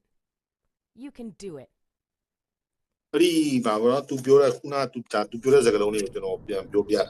အဲ့ CPR လုပ်တဲ့အချိန်မှာကိုကဒီလူရဲ့ဘယ်လိုလဲ you are the only savior လုံးဝသူ့ရဲ့တယောက်တူးဒီတော့ကဲတီချီကိုပဲအဲ့ဒါကြောင့်ကိုလုံးမယ်ဆိုရင်သူရဲ့နောက်ဆုံးသူကိုလက်လျှော့မဲ့နေထားတွေရှိတယ်အဲ့ဒီလက်လျှော့မဲ့နေထားမရောက်မချင်းတော်၎င်းအဲ့နောက်တစ်ခုကဘာလဲဆိုတော့ကပြင်ပအကူညီပေါ့နော်ဥပမာဆိုခုနပြောဆေးရုံကတကယ်ကျွမ်းကျင်ပညာရှင်တွေမရောက်လာမချင်းတော့၎င်းလောက်ရမယ်ဒါဆိုတော့အဲ့ဒီ CPR အလောက်ခံမဲ့လူရဲ့တူးဒီတော့ကဲတီရှင်တခုဒီတော့မျောလင်းချက်က CPR လုပ်ပေးနေလူပဲဟုတ်လားလုံးဝအရေးကြီးပါတယ်ကို CPR လုပ်မယ်ဆိုရင်ကိုကသူ့ရဲ့နောက်ဆုံးမျောလင်းချက်ပဲကိုအဲ့လိုမျိုးကိုသာတကယ်လုပ်ပေးနိုင်လို့သူကောင်းသွားတဲ့ဆိုရင်ဒါဘောမှာဘာနဲ့မှလဲလို့မရတဲ့ပျော်ရွှင်မှုပဲလားအဲ့ဒါဆိုလူအသက်ကိုရဲ့စိတ်ရောကိုရောနှစ်ပြီးတော့လောက်ရတာဒီလောက်ကအဲ့ဒါကြောင့်ဒီတရားအောင်မြင်သွားပြီဆိုရင်ဒါတကယ်ကိုလက်တွေ့မှာလည်းကြုံရနိုင်တယ်တကယ် CPR ကောင်းသွားရင်အဲ့ဒီရတဲ့ feeling ကဘာနဲ့မှလဲလို့မနိုင်ဘူးသူ3500 3000ပဲထီပေါင်းရင်တော့အဲ့လောက်မပြောဘူးဒါကျွန်တော်တကယ်အာမခံတယ်အဲ့ဒီ feeling ကဲဒါကတော့ကလေးပေါ့နော်လူကြီးကြတော့လက်ဖွားနဲ့ဖိတယ်ဘာဖြစ်လို့လဲဆိုတော့ခန္ဓာကိုယ်အရွယ်စားကြီးတယ်မာဆယ်တွေတောက်တယ်မာစထွက်သားတွေများတယ်အဲ့ဒါကြောင့်မို့အားပို့လို့တယ်လက်ဖွားနဲ့ဖိတယ်လက်ဖွားတင်ပြီးတော့အပေါ်ကနေအားတစ်ခုထည့်ယူတယ်ဒါကကလေးကြတော့ဟိုလူကြီးလိုမျိုးလက်ဖွားကြီးနဲ့တွားဖိလို့မရဘူးဘာဖြစ်လို့ဆိုတော့သူကိုယ့်ရဲ့လက်ဖွားစားကသူ့တပိုလုံးစားတော့ဖြစ်နေတာโอเคမကြည့်ရမယ်Check the infant for consciousness. စပြီပေါ့နော် check နံပါတ်1ဆက်post Baby. okay မသူပြမှာနော်သူ သူရေးထားတဲ့ check things for safety ဒါနံပါတ်1ပဲဘာလဲဆိုတော့ DRABC အဲ့ဒီ guideline သွားရင်တစ်က danger လူနာကိုတိုက်တော့လူနာတော့၎င်းကိုနိုင်တော့၎င်းအန်ဒီရဲ့ရှိခြင်းမရှိခြင်းကိုအရင်စစ်ဆေးရမယ်ဘာလဲဆိုတော့အန်ဒီရဲ့ကင်းမှုလိုတယ်ဒါကစိတ်မြင့်ပြင်းအနေထားနဲ့ပြောမယ်ဆိုရင်တိုက်ပွဲအနေထားနဲ့ပြောမယ်ဆိုရင်ကိုကတော့သူ့ကိုသွားခဲ့တယ်ကိုတိုင်းလူနာမဖြစ်သွားဘူးလို့တယ်အဲ့ဒါကြောင့်နံပါတ်1ကိုနိုင်ကိုတိုင်းအန်ဒီရဲ့ကင်းလားကိုသွားမယ်ကိုသွားခဲ့မယ်လူရောကိုရောအန်ဒီရဲ့ကင်းလားအဓိကကိုတော့သွားခဲ့ခြင်းပါတယ်ဒါပေမဲ့ကိုတိုင်းအန်ဒီရဲ့မကင်းမှုဆိုရင်မစွန့်စားပါနဲ့စွန့်စားတာကဒါကျွန်တော်တို့ဗုဒ္ဓဘာသာအရာပြောမယ်ဆိုရင်စွန့်စားတာကဖျားစွန့်တော်ကလွယ်ပြီးတော့ကျန်တဲ့အရာတွေကဘယ်မှာအန်ဒီရဲ့မကင်းပါဘူးအဲဒါကြောင့်မစွန့်စားသေးခြင်းပါဘူးဘာဖြစ်လို့ဒီတရင်တစ်ဖွဲ့တစ်ခုမှာစေတက်သားဆိုတာ3-4ယောက်မိုင်းကို9ယောက်ထက်ကိုမပိုဘူးအဲ့ဒါဆိုရင်တက်သား100ရှိတဲ့တစ်ဖွဲ့မှာစေတက်သား9ယောက်ရှိတယ်ဆိုရင်စေတက်သား1ယောက်ရဲ့တောင်းကရဲဘော်အယောက်20သာနဲ့ညီတယ်အဲ့ဒါကြောင့်မစွန့်စားမလိုအပ်ပဲနဲ့အန်ဒီရဲ့မကင်းတဲ့အချိန်မှာဆိုရင်မစွန့်စားပါနဲ့စွန့်စားပြီးတော့အောင်မြင်သွားတယ်ဆိုတာရုပ်ရှင်တွေထဲမှာပဲရှိပါတယ်တကယ်တမ်းစစ်မြေပြင်မှာတကယ်မတ်တစ်တွေကသူများကိုလည်းကုပေးရတယ်ဆိုပြီးသူများကိုကုပေးရတယ်ဆိုပေမဲ့တကယ်အတန်အနေအထားမှာကုရတဲ့အတွက်ကြောင့်ကိုတိုင်းလူနာဖြစ်သွားရင်ဆုံးရှုံးမှုကရဲဘော်တယောက်ဆုံးရှုံးသွားတယ်ဆုံးရှုံးမှုတစ်ခုပဲဒါပေမဲ့မတ်တစ်တယောက်ဆုံးရှုံးသွားတာကရဲဘော်အယောက်20-30စာနဲ့ညီပါတယ်အဲ့ဒါကြောင့်မလိုအပ်ပဲနဲ့မစွန့်စားပါနဲ့တစ်ကအန်ဒီရဲ့ကင်းမကင်းအရင်စစ်ဆေးပါဒါကိုပြောချင်တာပါကဲဆရာ play လို့ရပါပြီဆရာ Are you okay? Are you okay? သူခေါ်တယ်ပေါ့နော် response, call သူခေါ်တယ် 911 immediately. သူခေါ်တဲ့လူနာက If the ဟို infant မလာတော့ဘူး is သတိမရှိတော့ဘူး stomach, အဲကြောင့်အရေးပေါ် turn ခေါ် them ခိုင်းတယ် off their back. တယောက်လည်းမလုပ်ဘူးနော် Patient ရေးပေါ် lying ခေါ် on ခိုင်းတယ် hard, flat surface. CPR Check ဆရာ for pause breathing ချက် and pause signs of life. Watch their chest for okay CPR လုံးမဲ့အချိန်မှာလူနာကိုအားမဲ့အနေထားဒါဒီကောင်ကိုကျွန်တော်အခုမှနောက်ဆုံးမှပြရတယ်ဆိုတာကခလေးကိုပြချင်တာမဟုတ်ဘူးဒီမှာစာတွေပါလို့စာတွေကိုကျွန်တော်ပြောပြချင်လို့ပြတာခုနကကျွန်တော်ပြောခဲ့တယ်နံပါတ်1ကအန်ဒီရဲ့ကင်းမကင်းအရင်စစ်တယ်ပြီးတော့လူနာကိုခေါ်ကြည့်တယ်တတိရလားမရလားခေါ်ကြည့်တယ်ဒါလည်းဆိုတော့ကျွန်တော်တို့ခုနကပြောခဲ့တဲ့DR ပေါ့နော် DR ရောက်ပြီ D ပြီးတော့ danger okay ပြီမိစိန်ပြပြီဆိုရင်ကျွန်တော်တို့response ကိုစစ်တယ်response ကိုစစ်တာလည်းခုနပြောခဲ့တဲ့ AVPU ခေါ်တဲ့ခုနပြောတဲ့AVPU တိုင်းဆိုင်ရ A ကအလတ်ဆိုသူ့ငကိုတွေကသတိရှိတယ်ပေါ့နော် okay မဟုတ်ဘူးခေါ်ကြည့်တယ်ဝူရာဝါရာဖြစ်နေတယ်အဲ့ဒီမှာဝူရာဝါရာဖြစ်နေတယ်ဆိုရင်နောက်သတိလစ်နေတယ်ဆိုရင်ကျွန်တော်တို့ကစမ်းမယ် AV ခေါ်ကြည့်တယ်ခေါ်လို့မထူးဘူးသူ pay response ပေးကြည့်တယ်မနိုးဘူးနောက်response အဲ့မျိုးတွေရှိတယ်အဲ့ဒါကဘာလဲဆိုတော့ conscious level ကိုစစ်တာတတိမရှိသေးဘူးဆိုရင်ကျွန်တော်တို့ကရေးပေါ်လုပ်ငန်း CPR စဖို့လိုတယ်လို့ဆုံးဖြတ်လိုက်ပြီးဆိုရင်တယောက်တည်းကြိတ်လို့လုံးလို့မရပါဘူး call for her shout for her မြန်မာလိုပြောရင်အင်္ဂလိပ်လိုပြောရင်တော့အကူအညီတောင်းခံပါရသမျှအကူအညီတောင်းခံပါမြန်မာလိုပြောရင်တော့လာကြပါအောင်အော်လာအောင်မရှက်ပါနဲ့တယောက်တည်းကြိတ်လို့မရပါဘူး okay ဒါကတစ်ပိုင်းနောက်တစ်ပိုင်းကျတော့ဗာလဲဆိုတော့သူ့ကိုဘယ်လိုထားမလဲပေါ့နော်ဆရာဘယ်လိုသိရလဲကျွန်တော်မှတ်မိတယ်လေ okay သူ့ကိုတကယ်တမ်း CPR လုပ်မဲ့လူကိုထားမဲ့အောက်ခံပေါ့နော်အောက်ခံကြမ်းမြေအောက်ခံအရာကဗာလဲဆိုတော့ hard မာကြောရမယ် flat မြေပြင်ပြန့်နေရမယ်အဖို့အထစ်တွေရှိလို့မရဘူးဗျာပြောချင်တဲ့သဘောကအောက်မှာကြောက်တုံးတွေလူကတဲ့မှာဆိုရင်စောင်းနေခေါင်းနေခံလို့မရဘူးလုံးဝပြန့်တိုင်းဖြစ်ရမယ်ဒါကိုပြောချင်တာနောက်တစ်ခုကဘာလဲဆိုတော့ CPR မလုပ်ခင်မှာဒါလဲဆိုတော့ကျွန်တော်တို့ vital sign တွေစစ်တယ်အဓိကအသက်ရှူလားနှလုံးခုန်လားအဲ့ဒါပဲbreathing and sign of life နှလုံးခုန်လားအသက်ရှူလားကျွန်တော်တို့စစ်ပါပြီ okay ဗီဒီယိုဆက်ကြည့်အောင် Watch their chest for any normal movement. chest movement ပေါ့နော်ဒီမှာလှုပ်နေလားအသက်ရှူနေလားသူကြည့်တယ် No breathing okay or signs of အသက်မရှူဘူး begins တွေးခုန်လုံးလည်းမရှိတွေးခုန်လုံးလည်းမရဘူးနှလုံးခုန်လုံးလည်းမရဘူး CPR စပြီ ဆရာတစ်ချက် pause breastbone just below the nipple line. ခလေးဆိုရင်လက်နဲ့ချောင်းနဲ့ပဲတုံးတယ်။ဘာဖြစ်လို့လဲဆိုတော့လက်တစ်ပြားလုံးတင်လိုက်ရင်ခလေးရေဘက်တစ်ခုလုံးပြည့်သွားမယ်။ပြီးတော့နောက်တစ်ခုကကိုယ်အားနဲ့ဖိရင်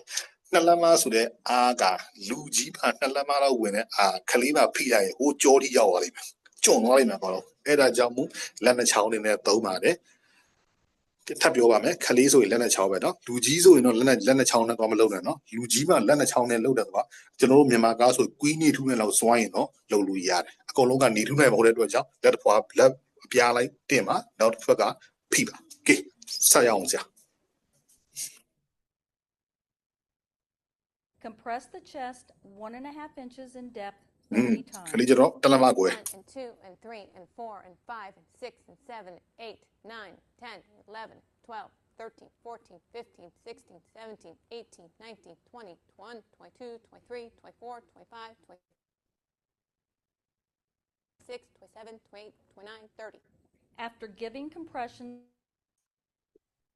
give breaths. Tilt the infant's head back slightly, using one hand on the forehead and lifting up on the infant's chin with 2 fingers with the other. ချက် pause Cover both the infant's nose and mouth with your mouth. Give 2 small, slow breaths, watching for the infant's chest to rise. လူကြီးမှဆိုရင်ချိန်30ပေါ့နော်30ဖိတယ်မေးတော့ပြန်ပြောမယ်ခဏလေးကျွန်တော်ပျက်စီးရှုပ်ပါတို့လူကြီးမှဆိုရင်အချိန်30ဖိတယ်နှစ်ချိန်လေမုတ်ထည့်တယ်ကလေးမှဆိုရင်ဘယ်လောက်နဲ့သွားလဲဆိုရင်ကလေးမှလည်း30ပဲနှစ်ချိန်ပဲအဲ့ဒါမဲ့ကွာခြားချက်တစ်ခုကလက်ကိုနှစ်ချောင်းနဲ့တုံးတာနော်ပြားလိုက်ရတော့သွားမဖိတယ်နော်ပြဿနာတွေတက်ကုန်မယ်ခဏကြာဆရာပြောလို့ဆိုပြီးတော့လက်သွားဖိရင်ဟိုဓာတ်ရုပ်တွေကျိုးကုန်လိမ့်မယ်အထဲမှာရှိတဲ့ကလီစာတွေအကုန်လုံးမွားစာကျဲသွားလိမ့်မယ်အဲ့ဒါကြောင့်လူကြီးမှလည်း30ခလေးမှလည်း30နှစ်ကြိမ်လေမှုတ်တယ်နှစ်ကြိမ်လေမှုတ်တယ်တူတူပဲပြီးရင်30ပြီးတော့သူမှလေမှုတ်ထည့်တယ်ပေါ့နော်โอเคဆက်ကြည့်အောင် Continue with 30 compressions 30ပြီးတယ် and နှစ် breaths. ကြိမ်လေမှုတ်တယ်ဒါဥစားနောက်မှလာတာကျွန်တော်ရင်ပြောရတယ် Continue CPR until you see signs Okay, of shut- life shut and pause. another rescuer takes over or အမှစာမှာရေးထားရနော် continue CPR ဆက်လုပ်ရမယ် until you see signs of life အသက်ရှင်ခြင်းကျွန်တော်တို့လိုချင်တဲ့ CPR ရဲ့ရည်ရွယ်ချက်ကအသက်ပြန်ရှူရမယ်နှလုံးပြန်ခုန်ရမယ်အဲ့ဒီနှစ်ခုမရမချင်းဘူးဆက်လိုက်သွား Okay နောက်တစ်ခုကဒီအချိန်မှာကိုရက်လို့ရလဲဆိုရင်တခြားတကယ်ကို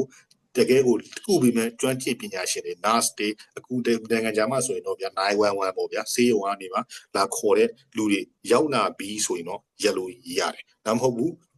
ကိုတယောက်တည်းဆိုရင်ဘယ်ချိန်ရက်လို့ရလဲအသက်ရှူခြင်းနှလုံးခုန်ခြင်းလုပ်ကန်းစဉ်ပြန်စပြီးဆိုရင်ကိုရက်လို့ရတယ်အကယ်၍မှအဲ့ဒီပြင်ပကကူညီမဲ့လူတွေလည်းမလာသေးဘူးကိုလိုချင်တဲ့ target ပေါ့နော်အသက်ရှူခြင်းနှလုံးခုန်ခြင်းလည်းမရသေးဘူးဆိုရင်ဆက်တာလုပ်ပါပလေးလို့ရပြီဆရာ help arrives. 21 22 23 24 25 26 27 28 29 30ဒါအဲ့ဒါပဲကျွန်တော်ပြန်ရောဒီဗီဒီယိုလေးကိုခြုံပြီးတော့အချင်းချုံပြောပြရမယ်ဆိုရင်နံပါတ်1ကကိုတိုင်းထိဆုံး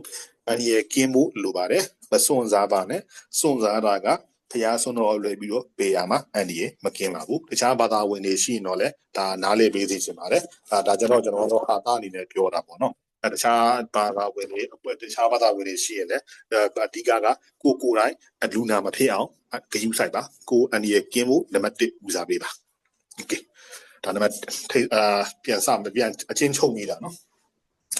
ပြီးတော့လူနာကိုသတိရှိမရှိစစ်ပြီးတော့သတိမရှိဘူးဆိုရင်CPR လုပ်ဖို့လိုတယ်လို့ဆုံးဖြတ်ပြီးဆိုရင်ကိုတယောက်လည်းလုပ်လို့မရပါဘူးရနိုင်တယ်များအကူအညီခေါ်ပါမြန်မာလိုပြောရရင်တော့လာကြပါအောင်โอเคပြီးတော့ CPR လုပ်မယ်ဆိုရင် CPR လုပ်မဲ့လူကြီးဖြစ်ကလေးဖြစ်သူ့ကိုထားမယ့်နေရာကအပြန့်တိုင်းဖြစ်ရမယ်အောက်ခံအမာဖြစ်ရမယ်ထားပြီးဆိုရင်သူ့ကိုစစ်စေအဓိကနှစ်ခုပဲအသက်ရှူလားနှလုံးခုန်လားโอเคအသက်မရှူဘူးနှလုံးမခုန်ဘူးဆိုရင် CPR လုပ်ရမယ်လို့ကိုကဆုံးဖြတ်လိုက်ပြီ CPR လုပ်မယ်ဆုံးဖြတ်လိုက်ပြီဆိုရင်ဘယ်လောက်လဲဆိုရင်လူကြီးမှဖြစ်ကလေးမှဖြစ်30ဖိတယ်နှစ်ကြိမ်လေးမှုတ်တယ်ခွာချက်တစ်ခုကလူကြီးမှဆိုရင်လက်ပွားနဲ့ဖိတယ်ကလေးမှဆိုရင်လက်နှချောင်းနဲ့ပဲဖိပါတယ်ဒါလေးတော့တကူဟွာတယ်ဘယ်အချိန်ဒီဘယ်လောက်ထိဆက်လုပ်ရမလဲပြင်ပကနေမှတခြားသောအကူအညီတွေမရောက်လာမချက်တော့၎င်း နာမဟုတ်ဘူးကိုလိုချင်တဲ့ CPR ရဲ့ goal CPR ရဲ့ target ဖြစ်တဲ့အသက်ရှူခြင်းနှလုံးခုန်ခြင်းလက္ခဏာတွေမရရင်မရသေးသေးဆိုတော့ဆက်ပြီးတော့လုပ်ရပါမယ်ဘယ်အချိန်မှာနားလို့ရတယ်ဆိုရင်CPR လုပ်ငန်းစဉ်ရဲ့အဓိကဒီရချက်ဖြစ်တဲ့နှလုံးလည်းမခုန်တော့ဘူးအသက်လည်းမရှူတော့ဘူးဆိုတဲ့အချိန်မှာရက်လို့ရပါတယ်။အမော်တခြားသောပြင်ပကအကူအညီတွေရောက်လာပြီးဆိုရင်လည်းရက်လို့ရပါတယ်။ဒါကတော့အကြံဉာဏ်ပြောပြတာပေါ့နော်။တကယ်မြေပြင်အနေထားဆိုရင်တော့ဘယ်လောက်ရက်လို့ရလဲဆိုရင်ခုနကကျွန်တော်တို့9ကြောစတိုက်လုပ်ပြီးလို့တစ်ခါစစ်တယ်။သဝေစဝါဖြစ်နေတယ်။တစ်ခါပြန်လုပ်တယ်။ဇဝေစဝါဖြစ်နေတယ်။တစ်ခါပြန်လုပ်တယ်။3ချိန်လောက်လုပ်ပြီးတော့ကျွန်တော်တို့လိုအဲ့3ချိန်လောက်လုပ်ပြီးမှဘာမှတိုးတက်မှုမရှိဘူးဆိုတော့ရက်လို့ရပါတယ်3ချိန်လောက်3 cycle ပေါ့နော်3 cycle ဆိုတော့တစ် cycle မှာဖိတာ30လေမှုတာ2ချိန်ဆိုတော့တစ်ခါဖိ1 cycle ပေါ့တစ်ခါဖိတစ်ခါ CPR 1 cycle မှာဆိုရင်လေမှုတာ10ချိန်ပါတယ်ဖိတဲ့အချိန်ကအချိန်3 5 15အချိန်150အဲ့လောက်ကြီးရှိတယ်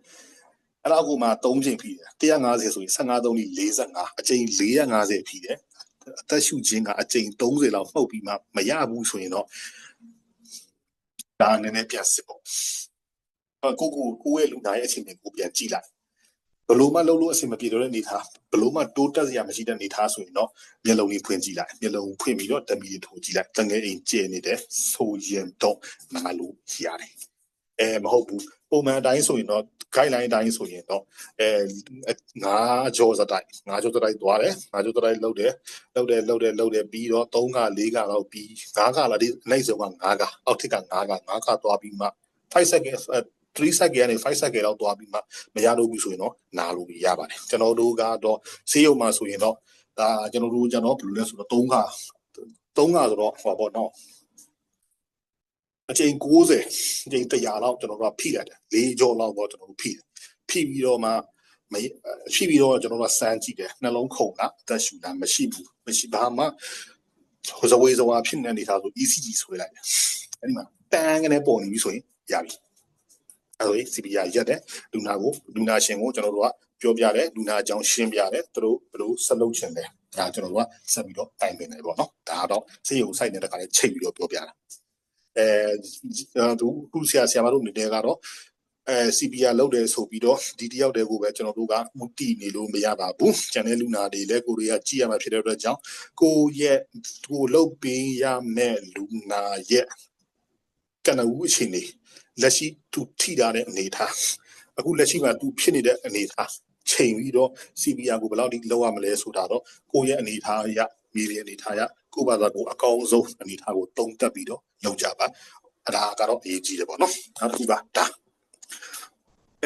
က3ဘက်ပွင့်တစ်ဖက်ပိတ်ပေါ့3 side dressing ဆိုတာဒါကိုပြောတာဗျရင်ဘက်မှာပေါ့ဒါ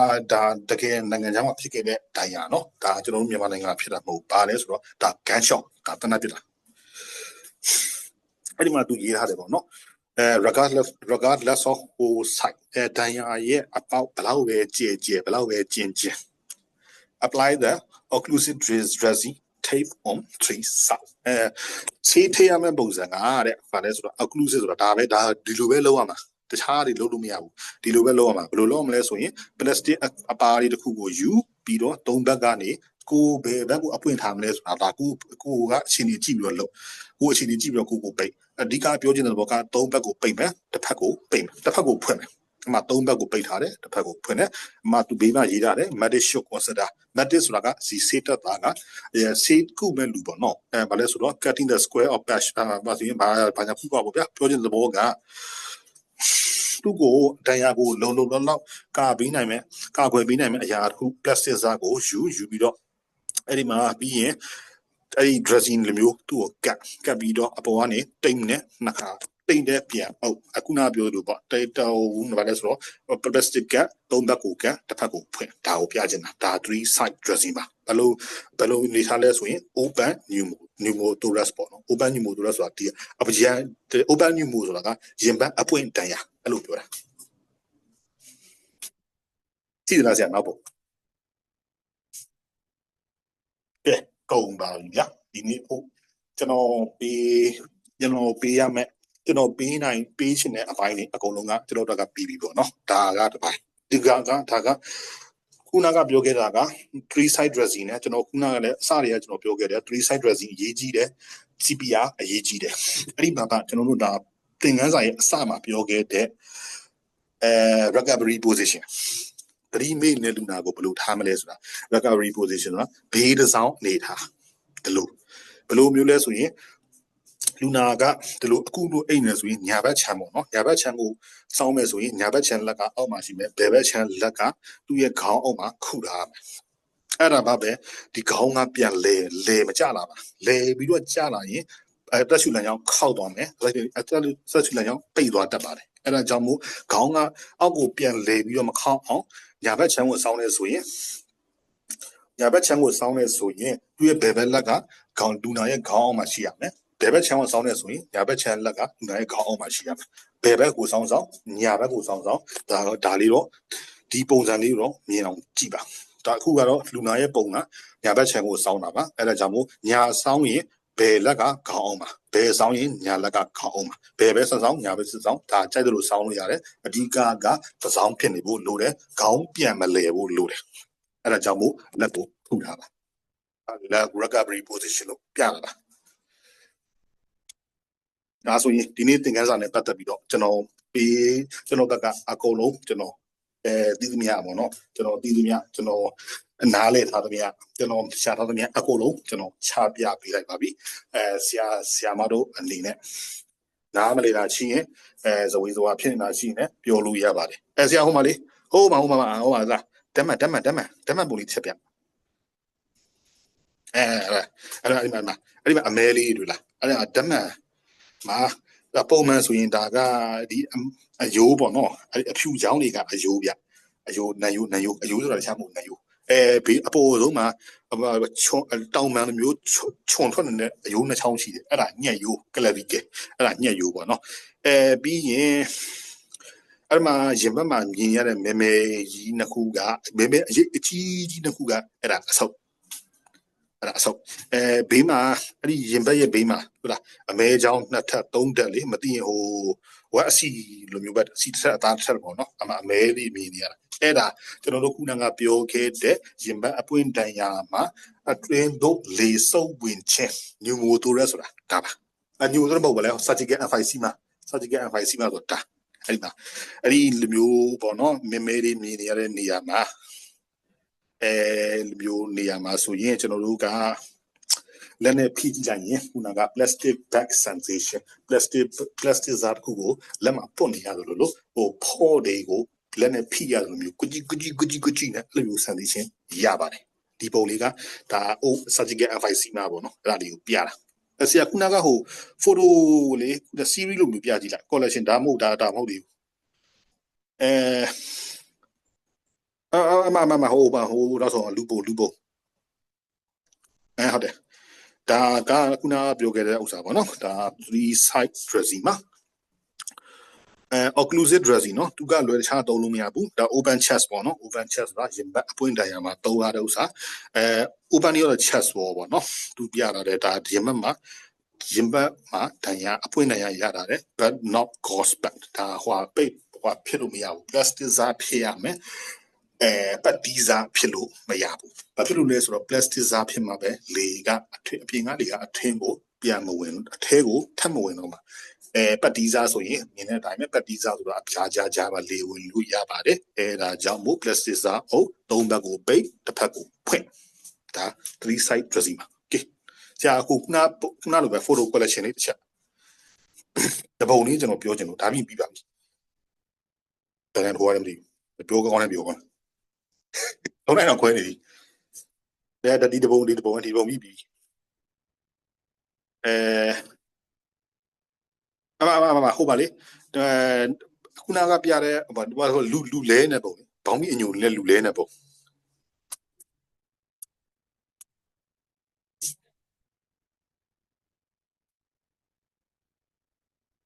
ဘောင်းမီလူလဲမဟုတ်အမဟိုဘောင်းရဟိုမိမအိမ်နေပုံရတယ်အောက်မှာလေ1 2 3 4 5 6ဆိုအဝိုင်းနဲ့ဝိုင်းရတယ်မိန်းကလေးအိမ်နဲ့ပုံအဲ့ဒါလည်းရတယ်အရာပြရတယ်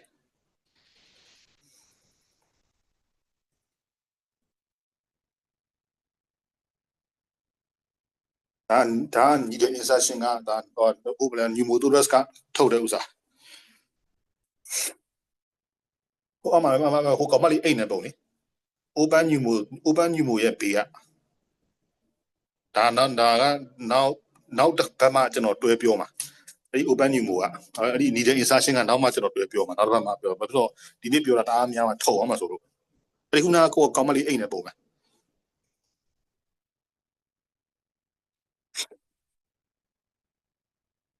ဒါလေးရတယ်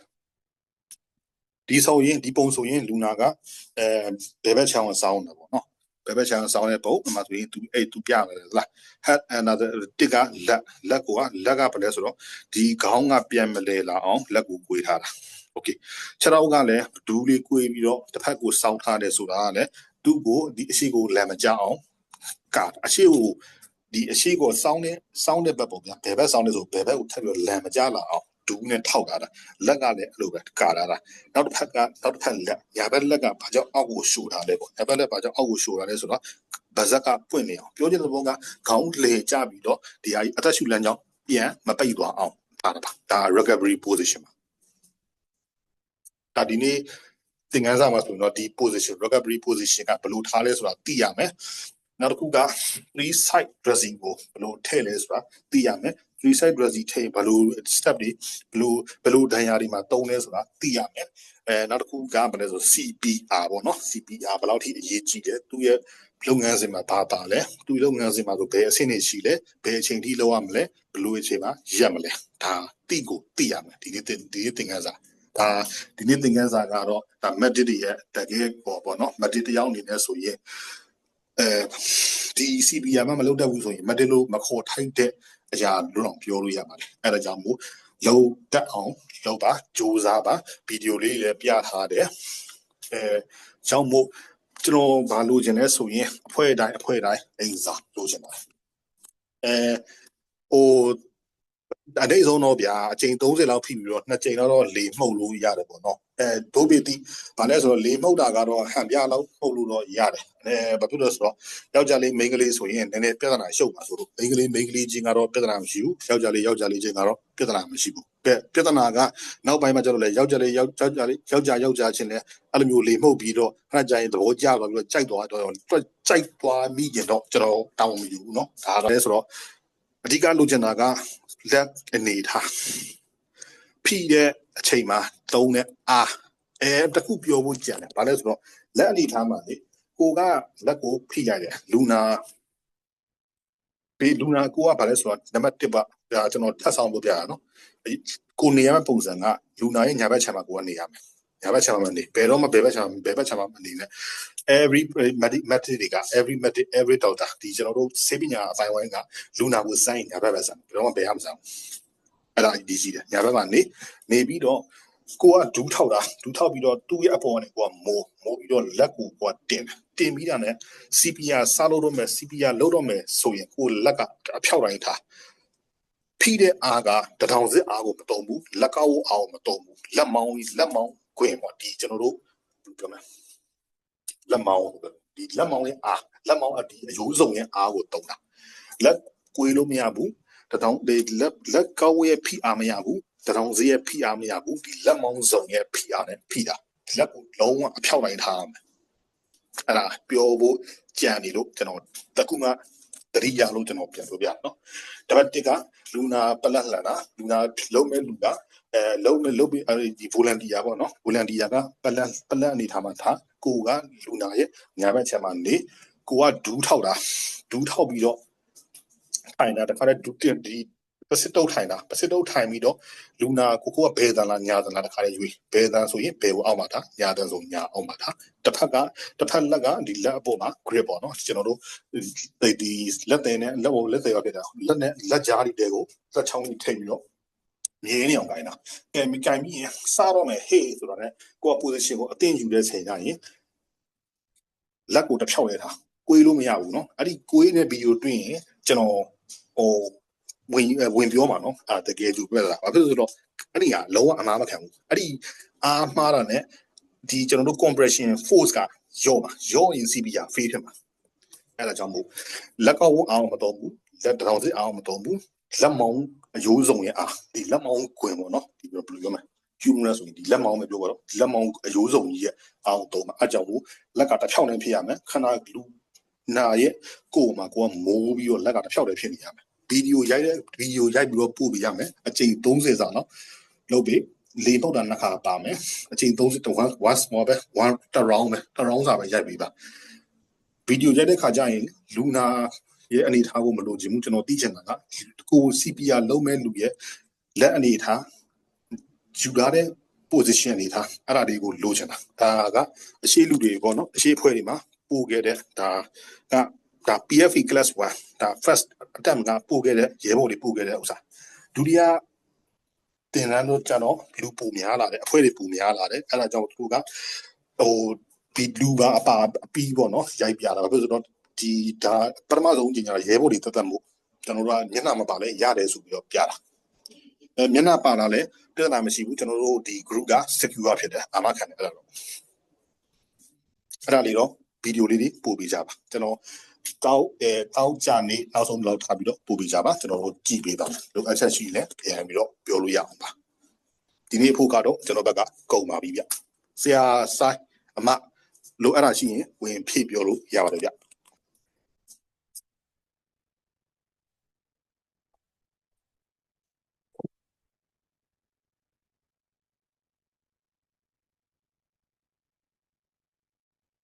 အမတော့မရှိတော့ဆရာဆိုင်ရှိတာမသိ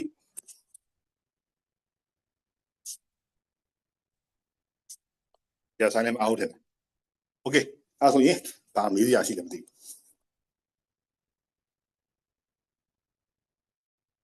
အများမေးချင်တာရှိပါသလဲရှင်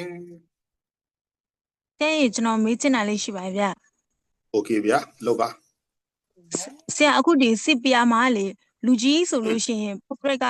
100 to 120ဒီကလေးဆိုလို့ရှိရင်သူတို့ရဲ့ best rate ကဘယ်လိုနေထားရောက်လို့ရှိရင်ရက်လို့ရမလဲဆရာကလေးဘလို့ဆရာပြောကျွန်တော်ပုံပါလို့ဘလို့ဘယ်ကလေးဆိုရင်ဘယ်ချိန်ရက်မလဲအဲ့လိုလားဟုတ်တယ်ဆရာလူကြီးမှကျော် best rate ကအနိုင်ဆုံး100ကနေပြီးအခါကျော်အမြင့်ဆုံး120လို့ဆိုထားပါရဲ့ဆရာဒီကလေးမှကြားတဲ့အခါကျော်တော့သူတို့ရဲ့ best rate အရှိန်နေဘယ်လောက်ထိမှဆိုလို့ရှိရင်ကျွန်တော်တို့အနေနဲ့ CPR လောက်တာကိုရက်လို့အဆင်ပြေမလဲဆရာမဟုတ်လေဒီမှာပြောတာကကျွန်တော်ပြောတာက100နဲ့120ဆိုတာကနှလုံးခုန်တဲ့နှုံးကိုပြောတာပုံမှန်နှလုံးခုန်တဲ့နှုံးကိုအလောက်ရအောင်ပေါ့ကျွန်တော်တို့က CPR လုပ်ရဲဆိုတာကနှလုံးခုန်လုံးအဲ့လောက်ရအောင်လုပ်ခိုင်းတာအခုကျွန်တော်ပြောတဲ့100နဲ့120ဆိုတာဖိရမယ်အချိန်ကြီးအတွက်ဆင်ပါနှလုံးခုန်နှုံးကနှလုံးခုန်နှုံးကိုကျွန်တော်မဆိုလို့ဘူးဖိရမယ်အရေးအတွက်အချိန်ကြီးအတွက်ဖိရမယ်အချိန်ကြီးအတွက်ကအနည်းဆုံး120လောက်လိုတယ်လို့ပြောတာဘယ်အချိန်မှရက်ရမလဲဆိုတာကတော့အသက်မရှူတော့ဘူးနှလုံးမခုန်တော့ဘူးမဟုတ်နှစ်ခုလုံးမရှိတော့ဘူးဆိုရင်ရက်လို့ရပြီအသက်မရှူပါဘူးနှစ်ခုလုံးလုံးဝမရှိလို့ရက်လို့ရပြီဟိုကအဲ့ဒါရက်ဘူးဆိုတာတော့ကိုအနည်းဆုံးအနည်းဆုံး one cycle ပေါ့ဗျာ one cycle ဆိုတာကဒီဖိခြင်းအချိန်150လေးမှုတ်တာက10ချိန်အဲ့လောက်လုပ်ပြီးမှအဲ့လောက်ကို1 cycle 2 cycle 3 cycle တော့လုပ်ပြီးမှဘာမှမထူးလာဘူးဆိုရင်တော့ရက်လို့ရတယ်အဲ့ဒီဓမ္မရက်ဖို့ဆိုရင်တော့လုံးဝအသက်နဲ့ကိုယ်နဲ့ကင်းကွာသွားပြီဆိုတဲ့အကြောင်းတတိပြဖို့လိုတယ်မျက်လုံးလေးဆွဲဖွင့်လိုက်ပြီးတော့ဓာတ်မီလေးထိုးကြည့်လိုက်တကယ်အိမ်လုံးဝကျဲနေပြီဆိုရင်တော့အတီးပြလို့ရပြီဒီချိန်ဆိုရက်လို့ရပြီဆရာဟုတ်ကဲ့ပါဆရာကျေးဇူးပါဗျာမလဲကလေးရောလူကြီးရောနော်ဒါဘယ်မှာကွာခြားချက်မရှိဘူးနော်အဓိကကအသက်မရှူတော့ဘူးနှလုံးမခုန်တော့ဘူးနှလုံးမခုန်တော့ဘူးအသက်မရှူတော့ဘူးဆိုရင်အသက်မရှူတော့ဘူးကိုကလည်းအချိန်နေဆုံးပေါ့နော်ဖိတာအချိန်ကိုလည်းကိုက30နဲ့5ကြောစတိုင်းလုပ်ပြီးပြန်လုပ်တယ်5ကြောစတိုင်းလုပ်ပြီးတစ်ခါ3ခါမြောက်လောက်ထိစူးစမ်းမှမရတော့ဘူးဆိုရင်ရက်လို့ခဏနာပြီးတော့လူနာကို assess ပြန်လုပ်ပါအဲ့ဒါမှမြစ်တငယ်အင်ဂျင်နေပြီတကယ်လဲစူးစမ်းလဲမထူတော့ဘူးဆိုတဲ့အနေထားမျိုးဆိုတော့ရက်လို့ရတယ်ဟုတ်ကဲမေးချင်တာရှိပါသေးလားရှင်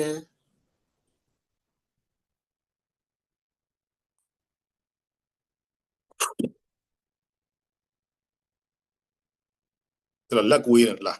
အမှန်ပါဆိုအခုအလုပ်ကွေးလို့မရဘူးတတော်စစ်ကွေးရလားအဲ့လိုဆိုမားတယ်ဒီတော့လက်က အဖြောက်တိုင်းအတောက်တိုင်းကိုဖိရတာဒါတော့နမူနာပြတယ်ပေါ့နော်ဟုတ်ကဲ့ ဟုတ်ခုနအပြင်ထွက်တော့ဆရာသူတို့လေဟို CPR လောက်တဲ့ရင်ဘတ်ကို3ချက်အချက်ဖိမှပါဇက်နဲ့2ချက်မှုတ်တာလေးဆရာအဲပါဇက်နဲ့2ချက်မှုတ်တဲ့အခါမှာလေးဆရာကျွန်တော်တို့ဆေးရုံမှာတော့ဟိုလိုဘယ်သူမှတော့ပါဇက်နဲ့မမှုတ်ကျွန်တော်ကြောက်ဟိုလိုမှုတ်တာဆိုတော့လေးဆက်ဟိုဟာနဲ့ ambu နဲ့လောက်တာဆိုသူတို့ကြတော့ဘယ်လို recommend ပေးရင်တော့ဆရာသူက infection အကြီးချွေးနဲ့ infection ကူးမှလည်းဆိုလို့ဒီလိုဘယ်လိုဆိုရင် recommend ပေးလို့ရမလဲလား ambu ပဲရှိနော်လေ ambu ပဲပေါ့ဆရာ ambu ပဲရှိ မရှိတော့ပေါ်ဝါခံပြီးမဟုတ်ပါ ရတယ်လေဆရာအဲ့ဒါကတော့ဆရာဟိုပဲဟိုဒီလောက်လို့ရတယ်ကျွန်တော်ကတော့ဟိုပေါ့ဘယ်လိုပြောမလဲဆိုတော့ infection risk test ဆိုင်ရင်ကျွန်တော်ကလောကဟို emergency ကိုတွေးတာ infection risk ကတော့လည်းရှိတယ်ပေါ့ဆရာဟို B တို့ B အဓိကတော့ B ပေါ့နော် B နဲ့ A နဲ့ B နဲ့ပါလာအောင်ပေါ့ ဟုတ်ဆရာ အဲ့ဒါဆိုတော့ရတယ်အဲ့ဒါဆိုတော့ဒါဆရာအကြံပြုတာကျွန်တော်တကယ်တော့ကြတယ်ဆရာအဲ့ဒါဆိုရင်ဒါအခုလုံးမဲ့အိမ်စာလုံးမဲ့ရဲဘော်တွေဒီနေ့ပေါ့နော်ဟိုပဝါပြေးဖြစ်ဒီအလေးဆုံးတခုခုပေါ့ဗျာဒီ tissue လေးဖြစ်ခံပြီးတော့မှုတ်လို့ရတယ်ဒီကကျွန်တော်လိုချင်တာကလေမှုတ်ခိုင်းတဲ့ဆိုင်ရင်လေမှုတ်ရမယ်ဆိုတဲ့အတိပေါ့နော်30 pp တိုင်းလေနှစ်ခါမှုတ်ရမယ်ဆိုတဲ့အတိကိုပေးချင်တာဒါပေမဲ့ဒါကအိမ်စာထပ်တာနော်တကယ်တမ်းစစ်မြေပြင်မှာရှေ့တန်းမှာရင်ဆိုင်ရတဲ့ခါကျရင်ကိုမှာခုနကကျွန်တော်တို့ဆေးရုံမှာဆိုရင်တော့ဒီအသက်ရှူအကူကရိယာပေါ့ဗျာလေမှုတ်တဲ့အရာလေးပေါ့နော်ဒီလေဘူးပေါင်းလေးဗျာလေဘူးပေါင်းလေးရှိတယ်အဲ့ဒီနဲ့ပုတ်တယ်ပေါ့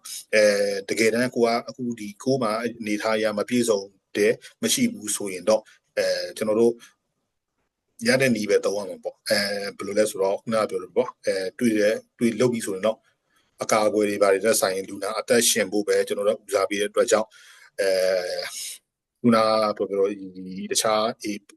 အသေးအောင်တော့ people AB ပေါ့ကူရတဲ့ဆိုင်ကျွန်တော်တို့ကတစ်ဖက်လူရဲ့အတန်းကိုကဲမှာဖြစ်တဲ့အတွက်ကြောင့်ဒါကတော့အခြေအနေရလုပ်လို့ရတယ်ပေါ့ကျွန်တော်ပြောချင်တဲ့ဘောကပေါ်မှာခံလဲရတယ်မခံလဲရတယ်အဓိကက30 pp တိုင်းနှစ်ခေါက်လေမှုတ်ထည့်ဖို့လိုလားကိုမအသက်ရှူအကူကရိယာရှိရင်တော့လေအဲ့လေးသုံးပေါ့ဗျာအဲ့ဒါဆိုတော့ပို့ပြီးတော့ဟိုအနေရကင်းတာပေါ့ဗျာဟုတ်ဆရာကျေးဇူးတော်ဆရာဟုတ်ကဲ့ဆရာဟုတ်ဒါအမှန်ပြောတာပေါ့နော်ကျွန်တော်တို့ခေါ်နေ abuse ဆိုတာဒါပါပဲအသက်ရှူအခုကရိယာပေါ့ဗျာအဲ့ဒါလေးနဲ့ညှစ်ပြီးတော့လေမှုတ်ထည့်တာပေါ့ဟုတ်အဲ့ဆိုရင်မေးရှင်တာလေးဆရာကျွန်တော်ပြောတာဘာလို့လဲဆရာဟုတ်ဆရာမလိုပါဘူးဆရာပြည့်စုံပါရဲ့ဟုတ်ဟိုလိုအပ်ချက်ရှိဆရာဝင်ပြောလို့ရတယ်နော်ဟုတ်ကဲ့ဆရာဟုတ်ကဲ့ဟုတ်အဲ့ဒါဆိုရင်မေးစရာမရှိတော့ဘူးဆိုရင်တော့ကိုရဲဘော်တွေလည်းလုံးစရာရှိလုံးလို့ရပါပြီကျွန်တော်ကတော့တွားမှရတော့မယ်ဆိုတော့ကျွန်တော်မှပါဝါက 2% ပဲကျွန်တော်ဟုတ်အဲ့ဒါဆိုရင်ကျွန်တော်အရင်ခွင့်ပြုပါဦးဗျာမရှင်းလင်းတာတွေဒါမှမဟုတ်တာရှိရင်လည်း group တွေမှာမေးလို့ရပါတယ်ဒီအချိန်ပိုသွားတယ်ပေါ့နော်အချိန်ပိုသွားတဲ့အချိန်မှာလည်းဟိုတက်နေသမျှစူးစမ်းပြီးတော့စိတ်ရှိလက်ရှိတဲ့တက်ပြီးတဲ့ရဲဘော်တိုင်းအဖွဲ့အစည်းတိုင်းတာဝန်ရှိတဲ့ပုဂ္ဂိုလ်တိုင်းကိုလည်းကျေးဇူးအများကြီးတင်ပါတယ်နောက်တစ်ပတ်ကြာရင်ကျွန်တော်တို့ပြန်ဆောင်ကြပါမယ်ဆရာ ADC နဲ့မချေကိုလည်းကျေးဇူးအများကြီးတင်ပါတယ်ကျွန်တော်ကိုခွင့်ပြုပါဦးဗျာဆရာဆိုင်နောက်တစ်ပတ်ပြန်တွေ့မယ်နော်ဟုတ်ကဲ့ဆရာကျေးဇူးအများကြီးတင်ပါတယ်ကျွန်တော်